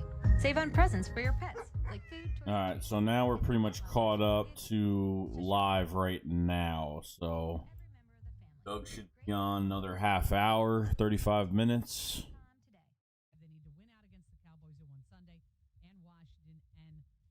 Help. Jalen Hurts impressive again. 338 yards passing, 3 touchdowns, passer rating over 100. A report by ESPN's Adam Schefter says sources tell him Carson Wentz not interested in being a backup and would want to move on if the situation remains as it currently is. Welcome back to Going All In. The East Coast Premier Poker Room is back open 7 days a week. Visit theborgata.com for more details. Must be 21 or older. Gambling problem? Call 1-800-GAMBLER.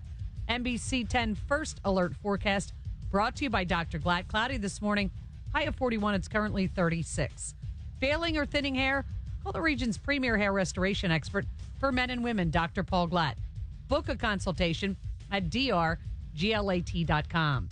To stream 94 WIP, get our podcast, and all the latest stories in Philadelphia sports, go to the all-new 94WIP.com. 2020 Sports on Sports Radio 94 WIP. All right, 8:25. Let's talk a little bit about everything being relative. All right, Al, all these years later, the Eagles won the Super Bowl 3 full seasons ago now, and I have never given full credit to the defense for that because they gave up 600 yards in the Super Bowl itself. Right. And I said, how do you do that? You're lucky they won. They scored 41 points. That's how the Eagles won that game. Yeah. Do you know how many points the other team scored, the Patriots? 33. 33 points. How many points yesterday did Arizona score? I forget. 33. 33, huh? Jesus. Geez, thanks for paying attention. I keep close track of this stuff. The Patriots had 603 yards of offense, somewhere around a little over 600. Yeah. Yesterday, we saw Arizona with 526. Yes. Net yards. Yeah. They also got another 69 yards via penalty. So yeah, they the bad almost, two stupid penalties. They were almost up to 600 yards themselves. Right. And guess what? The common thread in the locker room after the game was. What was that? Great job by the defense. I thought secondary. Well, especially they were playing. How many? Yeah. Come on, they were playing nobody. How many points did they get in the second half, Arizona? How many points did they get? How many did we get? 6. No, you're talking about the defense. How many points did defense. Arizona get in the second half? It was 26-20. Seven. They got 7. We got 6. 7 points Wow. against them, and they made big stops when they had to. That defense previously, when they would score or whatever, and the other team gets the ball, they're going to go down their throat. They still did that a couple times. But in they the first st- half. but the second half. I actually felt some level of pride in the way those guys Yeah. competed in the second half. I know they were undermanned and they had some players that I couldn't imagine would be out in the field. Tell me if this is because Doug's coming out in half an hour. I'm going to ask about the performance of the defense. It's not my main thing, but it's something I want to ask him about. And here's what Doug said about the defense. I'll tell you something. My hat's off to these guys. Put in a tough situation against a really good football team with great skill and ability as they do. Arizona does, on offense, and they battled their tails off. And these are guys that they're going up against that are. These guys are solid NFL players. DeAndre Hopkins, Kyler Murray. I mean, Christian Kirk. The guys have really good skill, and I thought our guys battled. And gave us some opportunities there. I mean, we created some turnovers, some takeaways, and again, my hat is off to these guys for what they did, and it's just going to make them better. It's going to make us better, I think, moving forward, and having these young guys, play as much as they have. 406 passing yards is not that exciting. Who had the ball last? The Eagles did. They got it back for him. Because they got it back from him. With that quarterback, with those legs on third downs, when you can get crushed with a guy like that, 3 times in the second half, with Kyler Murray, an absolute weapon, they didn't let them control possession of the ball. And frankly, on their last touchdown drive, Hopkins should have been flagged for offensive pass interference. He should. I mean, seriously. Jalen Mills actually played pretty well. Yeah. Not all the time. He had one real stupid play early, but he came around. He was glowing about the performance of the defense. One thing I can say is I tip my hats off to those guys. Of course, Mike, young rookie, you know what I'm saying? I feel like he played really, really well. He competed. He wasn't scared, and that's what you want to see. Also, Kevon as well. And even Rowe, taking on that role, knowing that he is our slot guy and even playing, some outside corner as well. So, I mean, at the end of the day, got to just, watch the film, make the corrections. And we got a heavyweight fight coming up, this next weekend. What's all this hat tipping? I know. It's a lot of hats. They wear a lot of hats. I never see it. Isn't it helmet if you're a football player? I did think after the game they wear a hat. I did think because Talib kept saying he kept making a point of the man, and I'm like, when you have a receiver like that, should there be that much man? No, Al, you misunderstood him. That's all he said was man. Well, nobody yesterday. He did keep saying they're playing man. They're playing like, well, why are you doing that with this receiver? I gotta deal with Aqib Talib right now, all right? Because I did not listen to him except for like a couple of plays. He was fun. All right. You enjoyed Aqib Talib. I don't know that I would like Rhea did not enjoy him. No, I will tell you this. Right? I don't know. Some people said they really hated it in the beginning. They enjoyed it as it went on. No. I muted it midway through the first quarter. My emailers did not like Aqib Talib at all. I was entertained. All right. I was would like- entertained by his outfit. That's for sure. Oh, well, he was only on camera 2 seconds. Exactly. Couple Well, and times. listen, the Could I play-by- get some input from people on the performance of Aqib Talib? Well, the play-by-play guy wasn't very good. Fox wasn't very good. You got no replays on anything. No. When your team is going to the game 3-8-1, you're getting the D team. I understand that. But this always bothers me now because I figured out a couple of years ago how to just watch it and listen to Merrill and Mike. And why more people are not doing that, I do not know. Because Mike Quick, let me just say this about Mike. Nobody I've heard in any sport in the last 10 years is doing as good a job as Mike Quick is doing in analyzing the Eagles play-by-play. Mike is awesome. Well, Jonesy does pretty good. No, this guy's way better than Joe. I'm premature, Al. Right. No, here's the difference. Jonesy never really has much criticism. If somebody gets burned on a play, Mike tells you who got burned and by. And why. Mike Quick, he never said Matt Pryor stinks.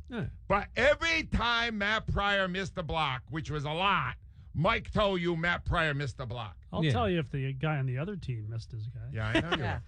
That's why I'm telling you right now, Al. Mike Quick, just listen to Mike Quick. And then people are going, oh, it's not synced. It takes a few minutes for the sync to kick in. So the first maybe series or two, you're seeing the play before Merrill's Sometimes telling that's you. better anyway. Or after. Yeah, there are times when I don't mind Not that bad. because I brace myself for Merrill's unhappiness. Exactly. I go, oh no, a 40-yard play. Merrill's not going to like this. It's awful. Well, I heard he grew on people, Talib, but I had enough. All right. All I'm He telling had you fun is. doing the game. That All was- I'm telling you is, did anybody enjoy Aqib Talib? Dave is up next. Hi, Dave. Ange. Dave, Ange. Jalen Hurts, what do you think? Ange, listen, you know what I said already about this kid. I'm like, 52 touchdowns he was responsible for at Oklahoma. Now, you look at yesterday's game, 3 touchdown passes, 1 rushing. Put that over a 16-game period. Wouldn't that look something like 52 touchdowns combined? Yeah. From rushing and passing? Yes. This kid is the truth. I told you. I said by game 8 I wanted him in there. I knew what he was going to do. All this stuff about he can't pass, where did it come from? Like, what were they looking at? I know my eyes. I used to coach football. Listen, look at how he passed. He shared the ball yesterday. He didn't focus on one receiver. He hit both tight ends. He hit every receiver that came in the game. Come on. What are we missing here? Listen to this. Look at this stat right with Carson Wentz, okay? In 5 years, this guy has had 58 fumbles in 5 years, lost 23 of them, okay? By comparison, your poster boy, Donovan McNabb, over his career, okay? Over a 13-year career, 95 fumbles, 46 loss. If you put 5 more years into Carson's Wentz game and look at it, he in 10 years will have more fumbles and losses than Donovan McNabb had in his 13 years of playing football. Who are you talking to here? I've been ripping the guy. I told you, Dave. Here's the thing I don't Hurts has understand. got to stop fumbling, too. Right. Hurts also is a little loose Or with the ball, but yesterday. he'll come around. But, Dave, here's the thing, right? Why does Wentz feel betrayed when Wentz had no good games the whole season? Not one. Statistically, not one dominant performance. Nothing close to what Jalen Hurts did yesterday. Why would this man be betrayed? You know why he feels betrayed? Why? Because now everybody knows he can't play. All right. I'm glad you said. Once again, I turn to Keith Jones because this to me is the most dramatic thing. So, Jonesy, could you just say this time what you said before about Hurts versus Wentz? Yeah, Jalen Hurts is going to be a superstar, and Carson Wentz knows that Jalen Hurts is better than him. Wow. Dave, any arguments? No, not at all. I'm in 100% agreement. Thank you, Dave. Appreciate your call. I got to keep moving. One thing I will say. This is where I probe deeper mentally than you people. Wentz knew this early in the season when they were practicing. And this kid comes out, and this kid is throwing balls harder and more accurate than he did. And he's already looking over his shoulder. The reason that Carson Wentz sucked this year is that he knew there was a guy on the roster now that was going to steal his job. And now we know why. Every time that Hurts came on the field for a couple of plays, Wentz stayed on the field. Yeah. That's as a exactly receiver. it. It all fits. We just came up with a brilliant insight. You two are brilliant. Yeah, thank you. It's about time you recognized We're it. here till 10. Jonesy, in all honesty, Jonesy, when you're out there, I didn't play, but it's human nature. I've seen it. I've if seen you it. go out there, right? I've lived it. Right? If you go out there and you suddenly realize, you must have in your career realized somebody was better than you. Twice I was traded, and I was under the realization that a couple of younger players were there and they're going to take my job. There it in is. Colorado, it was a guy named Alex Tanguay and Milan Hayduk. Hayduk went on to score 50 goals in a season multiple times. Tanguay had a really good career. And I knew my days were numbered there. So I was pushed out, came here to Philly. And then Justin Williams arrived as an 18-year-old kid, and I knew it was time to end my career. All right, listen, everybody. At the top of the hour, Doug Peterson will be on this radio program, and he will reveal big news on this show today as a Christmas gift to me.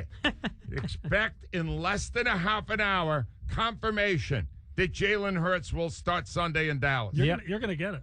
No, I'm going to be honest with you. It's not that big a story. He's going to play You're gonna Santa. get it.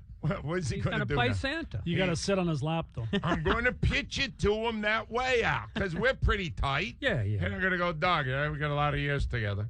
I know you're probably trying to find the right gift for me. I would like the big story that Jalen Hurts is You starting. don't think Jalen Hurts is starting next week? Oh, no, I know. He's pretty sure he is, Rita. Look, once they announce it at noon, it'll be announced as news. Do I have your permission? I would like to have that big story first. Do I have your permission if Doug says he hasn't decided yet? Can I play a laugh track under that? No. That would you be can't. rude? No, that's rude. Okay. Because Doug. Can I laugh? Can I chuckle? Doug, for Christmas, Doug is going to give me that story. It's kind of a small gift, actually. when you think about it. Here's all you need to know. Right. We haven't had one caller call in today and say Doug Peterson should be fired. No. They just No. lost a game that may have kicked them out of the Right. playoffs. Well, and I'm it's gonna- all about Jalen Hurts. So Yeah. Doug's and got you know a new why? lease on life. I'm going to tell you why. Because Doug's a better play caller when Jalen Hurts is a quarterback. Really? Thank you. WIP Sports Time 837. Let me tell you about Borgata. The Borgata Sports app is the best way for sports fans to bet on the action from anywhere in New Jersey. New Borgata customers, you get $100 in free bets when they place a wager of $20 and use this bonus code, WIP. When a player makes a splash, you make some cash. Yeah. Borgata Sports is the place for every game. They got brand new parlay selection features, live betting action, daily boosted odds specials, and much more on every sport. The same fun and excitement you've come to expect from MGM's legendary resort in Atlantic City is at your fingertips anytime and on the go. Download the Borgata Sports app today or go to BorgataSports.com. Use the bonus code WIP to receive $100 in free bets when you place a wager of $20. Visit BetMGM.com for terms and conditions. Must be 21 years or older. Gambling problem? Call 1-800-GAMBLER. All right. Can't wait to hear what he's got to say. Obviously, we know Jalen Hurts is starting next week. That's definitely obvious here. 176 people in the chat, guys. You guys haven't subscribed to the channel, please subscribe. I cover the Eagles all year round. Guys haven't hit the like button. Hit the like button. When you hit the like button, you're supporting this channel. It comes a long way, trust me. But I appreciate everybody listening with me this morning. Free delivery or same-day curbside pickup at your local store. Plus, 24-month special financing on anything $4.99 or more. Only at PC Richard & Son. Bobby's like, now you see why Howie and Doug were so giddy the night they drafted Hurts. I still don't get it till this day. I really don't. I still don't get the pick. I never got the pick. I know we could say that now and say it made sense, but it really didn't make any sense. I still don't like the pick. I still don't like the pick till this day that they drafted him in the second round.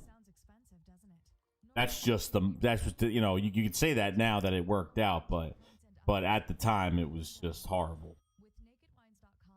Not only we don't have our second, we didn't have knew our second round pick wasn't going to play on the field. Our third round pick not playing either. Seems like we're hitting more on the late picks. Okay, our 4th, our 5th, our 6th. Seems like we're getting more out of those guys than we are getting in some of these these other early guys. Obviously, with Jalen Hurts now, it's a different story. I'm saying, like, at the moment when we drafted Hurts and when we played, the first, 10 to 12 games.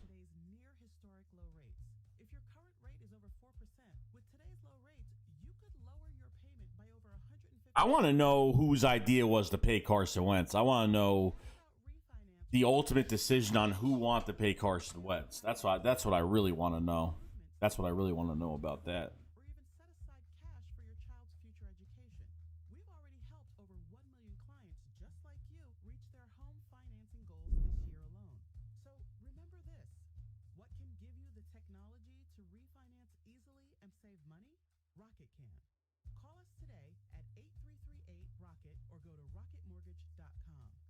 And I understand it's only been 2 games, but guys, like, I'm not saying that, I'm not even really taking sides, but I'm seeing with my own 2 eyes what's been going on. You know what I mean? I've been seeing what's been going on the past couple weeks. Wentz is going to get beat out of his job next year. If there's even a QB competition next year, he's going to get beat out of his job. So even if he plays 4 games and plays 4 games really well, the last couple games of the season, he's going to play better regardless. And I think next year, Jalen Hurts is going to beat Carson Wentz out of his job. So what are you going to do next year? You know what I mean? The people are saying it's only 2 games. I understand that. It's a small sample size. I understand that. 100%. I understand that. But Carson Wentz is mentally scarred. Carson Wentz can't play in Philadelphia anymore. He just can't. It's not because of his play. It's because of his mindset. It's because of looking over his shoulder. It's because you get paid over $100 million guaranteed. And when you get paid that money, you shouldn't even have to. You get paid that money so you don't really feel that outside noise. You don't worry about that outside noise. You don't take it as a challenge. And Carson Wentz hasn't done that. So for the people who are like, it's only 2 games, well, sorry, but Wentz hasn't done shit in 10 to 12 games. So Jalen Hurts, 338 yards passing, 3 touchdowns, a passer rating of 102.3. Before the game, ESPN's Adam Schefter reporting he's been told by sources Carson Wentz not interested in being a backup and wants out of the situation if it remains the same with Hurts starting. The December to Remember sales event has arrived at Lexus of Cherry Hill. Over 300 new Lexus vehicles and over 100 L-certified pre-owned vehicles. Lexus of Cherry Hill on Route 73 in Mount Laurel or online at lexusofcherryhill.com. NBC 10 first alert forecast cloudy with a high of 41. Some early fog. It is currently 36. To stream 94 WIP, get our podcast and all the latest stories in Philadelphia sports. Go to the all-new 94WIP.com. 2020 Sports on Sports Radio 94 WIP. All right, 8:40. I'm going to do this really quick. In fact, right now I'm pantsing my own producer because I didn't even water. But I got to name a few pigeons today, Al. It's pigeon time. And I want to do this real quick. Matt Pryor is not a NFL offensive lineman. No. He is not. It's definitely not a tackle. He is bad. and Jeff Stoutland, who is his coach, Jeff, if you got nobody better than him, retire. All right? Because that guy can't block anybody. So please, anything would be better than him. Al, anything would be better than Matt Pryor. Thank you. In fact, the whole offensive line out, 6 sacks. They had Jalen Hurts on the was run responsible all day. for some of them. Here's what you got to understand. The Arizona defensive line, which isn't great anyway, was missing 3 of their starters. Yes. So their scrubs were better than our scrubs. Come on, boys. Get it together. Javon Hargraves. Now, does he have like a twitch or something? What's all this jumping offside? I don't need it, and I don't want it. Now, Brandon Graham will be on our show. I have to put him on a pigeon list today. Why? Snap. 6 games. 6 games without a sack. Mm-hmm. Hell, he's paid to sack people. Yeah. Sack somebody, please. The defensive line out. You know how many sacks they got yesterday? The whole line. Fletcher Cox, $106 million. One or that outside the None. pocket. It was outside. That was done by the outside. secondary. It was outside the. The secondary registered the only sack. None of those guys got Fletcher played anything. hard yesterday. All right? Where in God's name is Boston Scott? All I got him doing is the thing he's bad at. Returning kicks. I know. Well, that's not his fault. I know he's good at other stuff. He's bad at returning kicks. That's what I'm using it for. I don't enjoy it. I did not enjoy that. Rick Lovato. You got one job. One job. You bend over, Jonesy. Here's What do your you do? This is your occupation. You bend over. Okay. Right? You grab a ball. Uh-huh. You squeeze the ball between your legs. Uh-huh. Back to a man whose hands are in your rear end. Ugh. Or for a little further back when you're shotgun. Yes. You can't do this? I wouldn't like to do it, I can tell you that. Why are you asking him? The guy has never made a bad snap that I can recall. Nor did I recall John Dorabas ever making a bad snap. The guy waits till the backup holder is on to scooch a ball off the turf. He must have heard you describing his job. And finally, Al, this includes Doug, who's on in 14 minutes. What do you The do? whole Eagles coaching staff. Let me help you. The game was 4:05, not 4:25. The first 20 minutes were a debacle. Yeah, they were bad. By 4:25, it was 16-0 Arizona. That is troubling to me. It was troubling to Aqib Talib. At least Mike is going to tell us about that. Hi, Mike. Angelo? Mike, how you doing today? Good, Angelo. How you doing? How did you feel about the work of Aqib Talib? I actually think he should be the commentator for the Kansas City Chiefs. Have you read his Wikipedia page? No, I have not. What's going on? Got himself in the leg outside of a Dallas strip club, lied to the police, later released, falsified reports, beat up a teammate. I don't know how Fox can employ somebody like that. Plus, I won some money yesterday because in Vegas, the over-under for him saying "man" after every sentence was 1,000. And I'm He pretty did. sure he said "man" after every sentence. It was a joke. All right, hold on. So what did he do when they were in man coverage?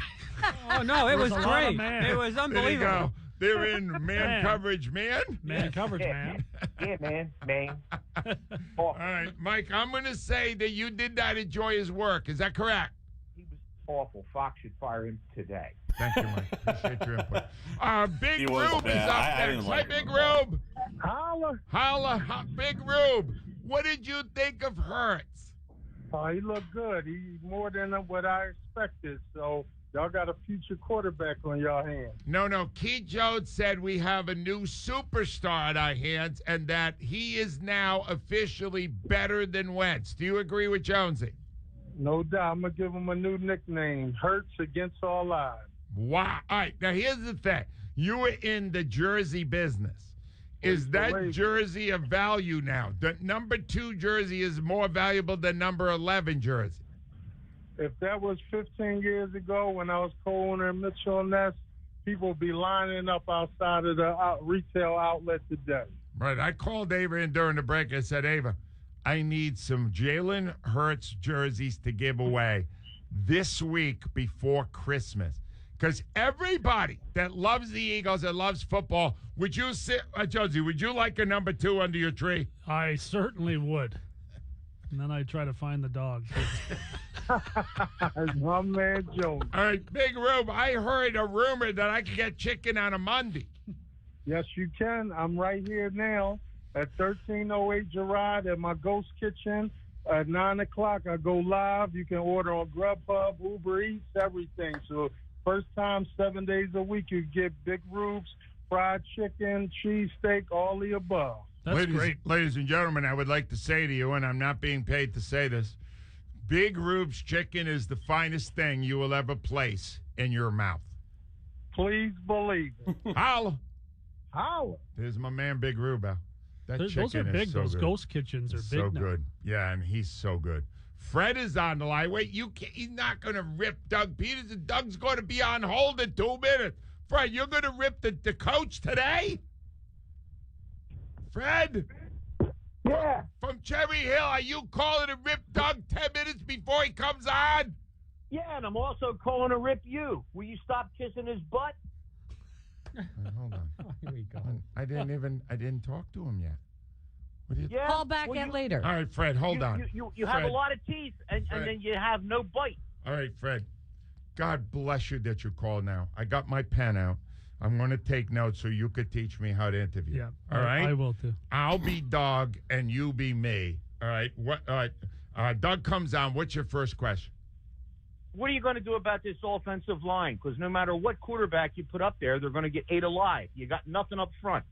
All right. Well, right now we have a lot of injuries, and obviously that's been a big concern. They've had excuses. They're teaching everybody in Philadelphia how to be losers again. Oh, you lose, it's a good game. It's not a good game. You lost. All right. I should put that. I'm writing this down. I should say that when he answers that question, Fred. Yeah. How about you show some heart? All right. Now you want How me to about say. when that guy comes over, that long snapper comes over to the bench yesterday, someone's right in his grill. I mean, my God, that's all he's paid to do, and he can't even do it? Okay, so I'm going to put all that down. See, the problem is it's supposed to be a 10-minute interview. It might not go that long if I have that attitude. Oh, it might not go that long if Doug's fired. Him and Howie Roseman should be packed up on a plane with that little wussy quarterback that they've been kissing his butt for how long? All right, should I say that too, Fred?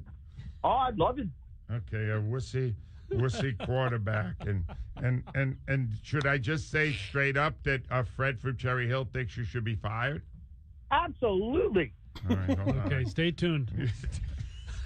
I'll drive him to the airport personally. You're a good All right, man. that's good. You 'cause, got him a ride. Wear a mask. Doug will be happy to hear that. I'll let Doug know that he has a ride, and He's got a ride in the back of my pickup. All right, fine. Do you have anything you want to say about Carson Wentz, Fred? Go back and hunt some elk, would you? All right, elk for Wentz. And are you enjoying Jalen Hurts so far? I like what I'm seeing with the young man, Right. but if they put somebody in front that they don't go and get killed, he's going to end up with the same results as Carson. All right. Should I ask him anything about the performance of the defense, Fred? The defense, they did pretty good. I'm not going to give them accolades like they're the steel curtain. How many yards they give up, Ange? 526. Okay. I mean, they're not the steel curtain by far. They're like the shower curtain, but... Fred, I'm going to give you a phone number, 215-592-9494. We'll transfer it over to Spike Eskin. I think you should be our key interviewer at WIP. I like your attitude. I think it'll go great. But I appreciate your input, man. I'm still trying to learn. I'm young. I just got here. Did you take enough notes? It's taken me a long time. How do you spell wussy? Right. Let me go next to Phil. Hi, Phil. Good morning. Good morning, man. How you doing, Angelo? Happy Merry Christmas. Listen. Same to you, Phil. Here's yeah, that's how I should end the Doug thing. Yes. Doug, after we drive you to the airport, Merry Christmas. Yeah, that's it. They made a mistake because Howie Roseman's got to go, and they don't want to play for this kid, Wentz. Those guys want to play for the kid. Yeah. I call him the kid sense because that. he's good. I think you're 100% right. Hold on for a second. Josie, do you think that? Do you see that when you're watching Well, it? they do because the kid makes them all look better. Yeah. I mean, that's why they're embracing him because he's better than Wentz and he gives them an opportunity to shine. Yeah. There's no doubt about it. Yeah, you're there to win. He's helping you to win. Why wouldn't you want him? If he came in and didn't do anything and they weren't, playing better, then it would be the opposite. Listen, Angelo, I have some advice here. Okay, great. Hold on. Let me get my pen again. All right, go ahead. The advice is for the coach of the Eagles. Yeah. There's a kid that's the youngest quarterback coach in the league, in the NCAA. His name's St. John Erskine. He's a Bucknell grad. Right. Yeah, now listen to me. Look him up. He coaches. He's the youngest quarterback coach. He can make that kid back the way he was. He's probably the smartest quarterback coach in the country right now. All right, so hold on. So, Phil, you want me to bring this guy's name up to Doug today? Yeah, I want you to bring him up for him to look at. Okay. And the Hold We don't. on a How do you second. spell it? But no, St. John Erskine. I got the name, but here's the St. problem. John Erskine. Phil, if he's- I do that and he says he's interested, wouldn't that look bad for Press Taylor, the current quarterback coach? Is that Howard Erskine's kid? I think Hurt's dad is a quarterback coach. All right, He Phil. is. He's a John. coach. John. Phil, I can't thank you enough, man. I'm going to get St. John Erskine in right away. on He's this thing. excellent. He's very good. These people that want you to get on and yell at the guy you're interviewing when you've been with him 5 years and you've developed a respect for him. Now, that's not the way it's done. Nah. If he comes at me and he says, by the way, I think you're doing a horrible job, at that point I attack back. He doesn't listen. No, you agree with him. Good thinking. Howard Erskine. All right, anyway, Erskine. 215-592-9494. Oh, God. Ladies and gentlemen, I have a feeling this is not going to go well because I'm not going to use all that advice. But we're going to take a shot at it. We come back with Doug Peterson. WIP Sports Time, 8:55. No. Should have known they're open. All of NovaCare's more than 100 locations. I understand, like I understand. Look, I always mad about the loss, like very little though, and that's just how I feel. That's just normal, you know what I mean? Like for me, it was because I didn't realize the defense gave up that many yards, but for what we had on the field, obviously, it is what it is. But there's 174 people to chat, guys. Appreciate everybody being here to listen to WIP with me. For Doug gets on the air, this is live right now. If you guys haven't subscribed to the channel, please subscribe. We do this every week. I think the day of games before, and I think the day after. Obviously, now it's Monday. So we usually do this every week. If you guys haven't subscribed, hit the subscribe button. If you haven't hit the like button yet today, please hit the like button. When you hit the like button, you're supporting this channel, and it goes a long way. So do appreciate everybody being here. Going to have more videos probably after we get this done. Probably going to have a couple more videos up today. And then this week with Christmas Eve, kind of the schedule. I might have a video out Christmas Eve early, but I think I'm going to take off. There's a lot of people that are early and aren't going to make videos by that time as well. So I'm probably not going to be making videos. Obviously, Christmas, I'm going to probably take Christmas and probably Saturday. I don't know. Maybe a live stream Saturday night. I'll probably do a live stream Saturday night. But other than that, Christmas, obviously, I'm not going to be doing anything. It's going to be an off day for Christmas.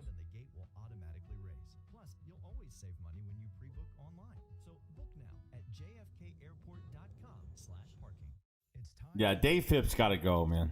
Dave Phipps got to go. I haven't liked the special teams at all. I haven't. Like, these guys can't even get past the first wall. Other than Jalen Reagor getting that touchdown a couple weeks ago. I mean, other than that was pretty much it. Our special teams haven't been good since 2014. I mean, it's been a long time. I think that year we scored. I think we scored about 10 touchdowns on special teams that year, which was crazy. Husky, the toughest name in tools is also the toughest name in places to hold them. Meet the Husky 46-inch 9-drawer mobile workbench. Just $348 now at the Home Depot. Built to last. Its extra deep drawers hold tools, Here. supplies, and more. Even has a handy power strip with USB ports. Down there. But your phone needs charging. The Husky mobile workbench, just $348 now at the Home Depot. Not too bad. Sounds expensive, doesn't it? He ain't gonna name. Obviously, he's gonna name the starter. Like, he might as well say it about the starter this week, but. With nakedwines.com, we simplify the journey from the vineyard to your home so you can get award-winning wines crafted by the best winemakers in the world. You're saying are you guys saying you would rather have Howie Roseman here than John Dorsey as GM? I'll toast to that. Visit nakedwines.com/audio to You'd rather have Howie here than John Dorsey? shipping included. What can give you a competitive edge in today's red-hot housing market? Rocket can. That's because Rocket Mortgage can give you a verified approval. It could help your office. I just want to know. Technology provides a rock-solid verification of your income, assets, and credit, giving sellers greater confidence. JJ Ortega-Whiteside's not even. JJ Ortega-Whiteside's not even. Was benched again. That's how bad this is. Introducing Peacock, the new free streaming service from NBC Universal. It's hit movies, current shows, live sports, trending bits, and timeless can't not watch. Peacock. Watch for free. Upgrade for more. Stream now at peacocktv.com. Law & Order SVU streaming now. Dude, Dorsey was hired 2 months ago. Relax, guys. He was hired 2 months ago. A couple months ago, bro. He wasn't here beginning of the season. He was with the Chiefs, with the Browns, and then I think he was a consultant for the Vegas Raiders as well. At least with Dorsey, he actually will trade for guys. He actually will try to trade for good players. And he'll use first, second, third round picks. Not Howie Roseman.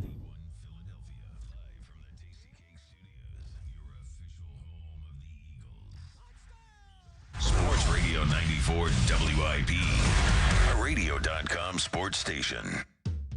All right, welcome back, everybody. Waiting. Oh, Doug is on the line already. All right, Coach Peterson's call is sponsored by the Pennsylvania Lottery. Play Pennsylvania Lottery games online for cash prizes at PALottery.com. Get a $500 first-time deposit bonus. Players must be 18 or older. Please play responsibly. Ladies and gentlemen, head coach Doug Peterson. Hi, Doug. Hey, good morning, Angelo. Hey, Doug, this is a weird situation here today because the Eagles did not win, but there was a lot to be excited about watching the game yesterday. How do you feel now that you had a little time to process it? Well, I haven't had a whole lot of time. We got back at 3 o'clock this morning, Right. so I haven't had a whole lot of time to really process it. But just thinking about it on the plane and the time that I've been awake this morning, there are some positives to take away from it, some pluses, and obviously the disappointing thing is we came up short. We didn't do enough or execute enough to win the game. But I think there's some things that we can look at and focus on and get better at and really prepare for this week against the Cowboys. All right, for the fans, I don't have to tell you the big story was Jalen Hurts, who played very, very well. What did you say? Well, I saw a guy that did play well. I saw a guy that led the football team. I saw a guy that played tough physically and mentally. But at the end, we didn't do enough to win. I mean, he's such a great competitor that he wanted the ball in his hands at the end, and we didn't get it done. And one thing I appreciate about Jalen is how humble he stays, and it's just his demeanor, and takes a lot of responsibility and ownership of that, and very mature that way. But overall, I thought he did some really good things, leading us back really. From 16 points down to really put us in a position to take that game over. Hey, Doug, one of the things fans are saying, I'm hearing it over and over again, wow, Doug's play calling has gotten a lot better the last 2 weeks, and there's been a quarterback change. Is that why it seems more effective now? I don't know about the quarterback change per se. I would say this that we've all gotten better. I think that you look at some of these young receivers now that are kind of maturing before our eyes, and how much more improved they have become. I think about Alshon and the type of game he played yesterday, and the tight ends. So the guys, the other guys too, have been playing better and gotten better, throughout the course of the year. So I don't know if it's necessarily the play calls. It's one of the things we have done, I guess, is maybe scale back just a little bit to give some of these young players just more repetitions on plays, and that could be part of the success as well. All right, Doug, I know you're racking your brain what you want to get me for Christmas. I am actually. What do you need? I would like a big story this morning that Hurts is starting Sunday in Dallas. Angelo, I know a lot of people would probably like that, but listen, I'm going to continue to probably. I'm at home right now, and I'm about to go into the office and go back through the game and look at everything, and I'll probably make a decision here at 12:30. Yeah, and 12:30, I know what it's going to be. He's going to start. It's fine, Doug. No problem. No, I took a shot. You have to take a shot. Listen, I appreciate you taking a shot because that's what you do, and that's what I appreciate about you. Hey, Doug, there's one thing, though, that people are kind of supposing. We're not with the team, and they're saying that it's got to be kind of awkward right now because Carson is a franchise quarterback who's a backup right now. You were in that spot in your own career. Yeah. Is it awkward for you to have to deal with him not being the main guy? you think with football teams, and for those that haven't been a part of the team structure growing up, I don't care if it's high school or middle school, elementary, college, pro. There's a true sense of the word family or brotherhood, and you still want cohesiveness, and you still want that harmony within the family, and you don't want things to be disruptive. And so, you just, the messaging is still the same though. You still want to win the game no matter who's in the game. And that's the thing about where we are right now. It doesn't matter who's behind center. Our common goal is to win the game. That's what we got to come together and do. And so, we have to put everything aside for the common good of that team. And that's what our players have done. It doesn't matter, who's been back there. We still have to go out and play, coach, and try to win the game. All right. I've asked this several times this year, Doug. Bad start again. Really slow start again. Yeah, man. Any idea why? I don't know, and I hate to point blame. Like, could have been the long flight on Saturday. Could have been, who knows? I mean, who knows? But it's something that has kind of plagued us this year. Just the slow starts. We had a streak in there where we started fast. We scored points on opening drives, and we did some good things. And then yesterday it just went the other way. And there's got to be a sense of urgency by everybody, coaches and players, when we take the field, that, hey, man, we've got to be aggressive. We got to. We've got to try to strike first and score first and try to build the lead. But yesterday it went the other way. We took the safety in the end zone. We had the block punt. And we just gave Arizona too many short fields early in the game, and you get down 16-0. But I'll tell you this: on the flip side of that, Angelo, there was not, and I've said this before about our team, there's never been a panic. There's never been a waver on the sideline. It's about let's just stick to the game plan. Let's just get back to execution. Let's work through it. Let's talk through it. And that's what we did. And the guys battled and put themselves in a position to, have a chance at the end. Let's talk about that in the context of, you had a 3rd and 29, right? And you got close enough to go 4th and 6 and get the first down. Are you going for that 4th and 6, Doug, because right now at that moment you don't really have a punter? Or are you going for it anyway? I'm going for it anyway in that situation. Wow. I'm going for it. I knew I was going to go for it. We got because there was I think that was the screen pass, and then there was a penalty on the play that they declined, and so I was like, great, that's an opportunity, to take advantage of, and we did, and Jalen made a great scramble for the first down. Hey, you have had. I almost never have to say this. This year has not been a great year for your special teams. Is there an explanation for that, Doug?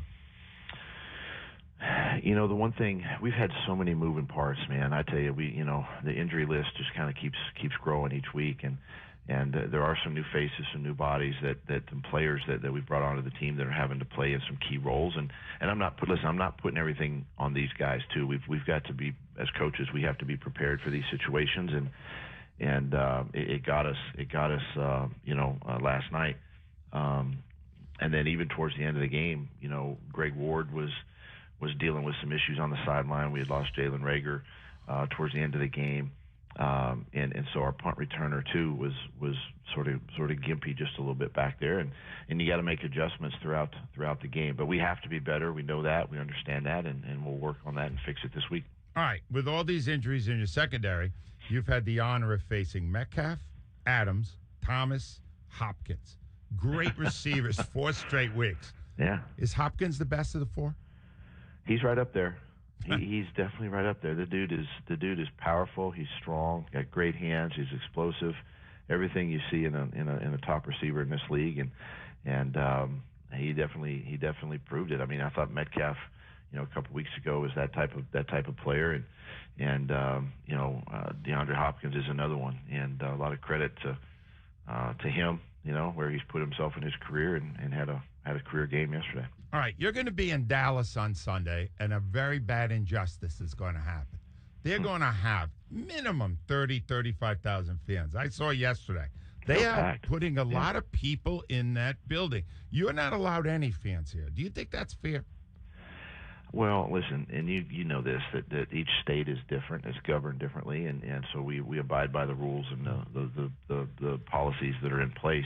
I have noticed that they do have quite a few fans, and it's obviously going to be I'm kind of excited for it, really, to have fans. I mean, that's a great place to play when it's rocking, So maybe this week I use more crowd noise, in the indoor facility as we practice. But those are all things that a little bit out of our control, and we just got to prepare and go play.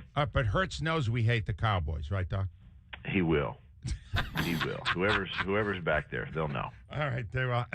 To you and everybody at the Eagles organization, Doug, Merry Christmas. Thank you. Merry Christmas, Angelo, to you and everybody there, and appreciate it. And Hurts is starting Sunday, right? I'll find out here in a little bit. See you later, Doug. Bye. He wouldn't cave out. He actually, you tried to trap him, and he caught you. He said, Jalen knows we hate. He goes, Jalen, and whoever's back there. Yeah, he caught himself. Jonesy, what percentage of doubt is there that Hurts is starting Sunday? 0.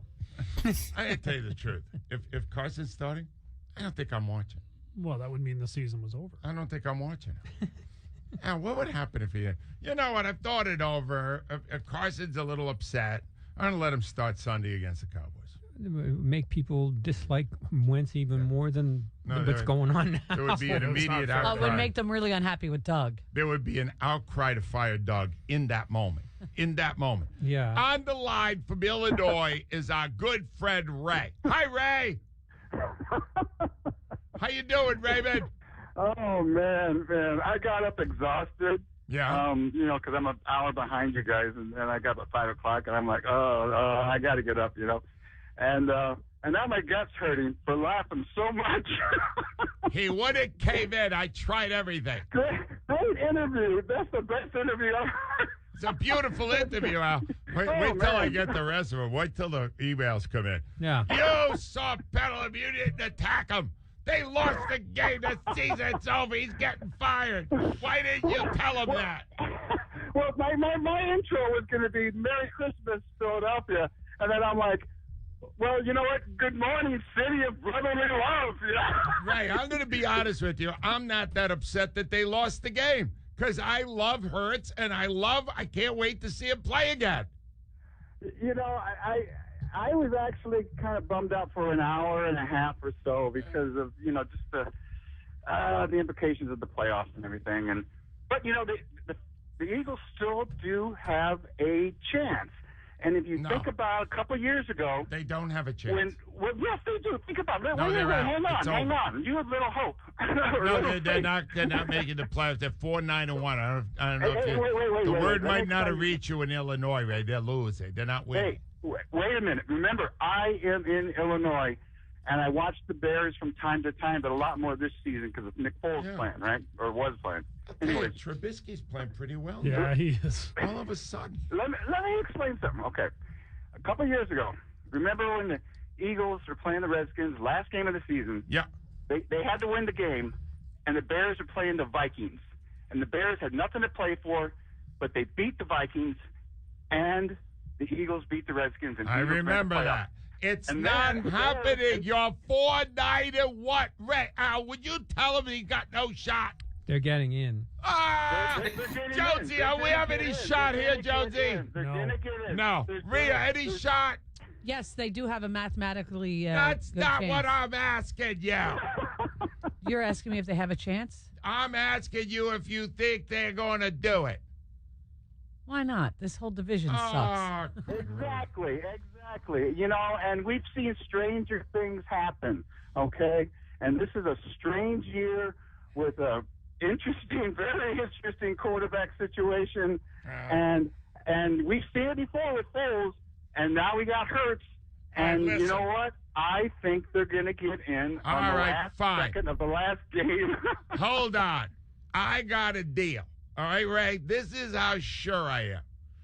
If the Philadelphia Eagles make the playoffs this year, I will get a tramp stamp tattoo of Keith Jones's face right over my rear end. Tramp stamp. I appreciate it. I will have Ray. All right, let me see if I can explain to you how this whole tramp thing works. Yep. Oh, my God. It doesn't work on your ass. What will it say on the tramp stamp? It won't say anything. It will just have you with that smirk on your face. Passing gas. I won't be smirking if I'm sitting. All right, guys. Well, we got through that. We obviously are going to know. We're going to hear by 12:30, a few hours. We'll hear what's going to happen, who's going to be starting quarterback and everything like that. So I'm going to call it a day. Obviously, a couple more videos will come out today. After this, I have a few things I want to talk about. So if you guys haven't subscribed to the channel, please subscribe. Cover the Eagles all year round. Let's get to some of the videos I did make recently. If you guys haven't hit the like button before you leave today, hit the like button. When you hit the like button, you're supporting the channel, and it comes a long way from you guys. And I will get to you guys probably later today. I don't know when the next live stream will be. I'm working some kinks out right now with a few people, so we might get something done. So hit the like button, subscribe to the channel, and I will see you guys later. And that's it. So can't wait to hear who the starting quarterback is going to be. So, all right, guys, I'll see you guys later. Shakes going up, fly, let's fly. Peace out, guys. Peace.